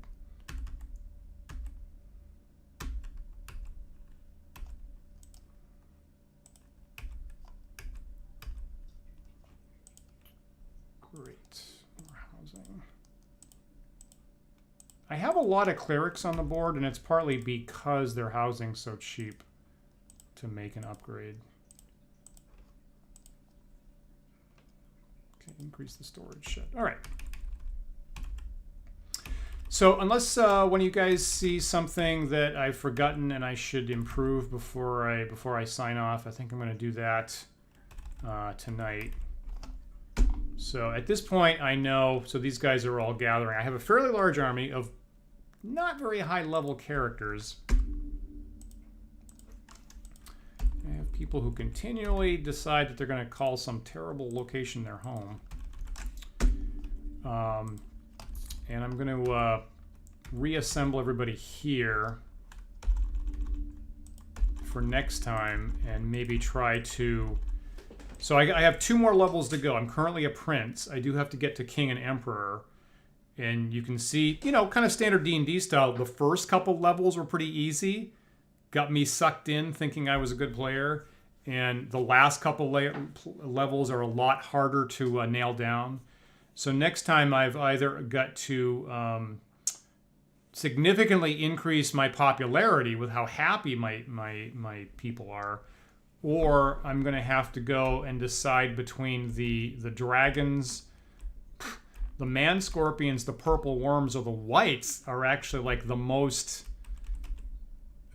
seem like the softest target that I've got to try to pull in another promotion. So I think, so I'll think about that this week.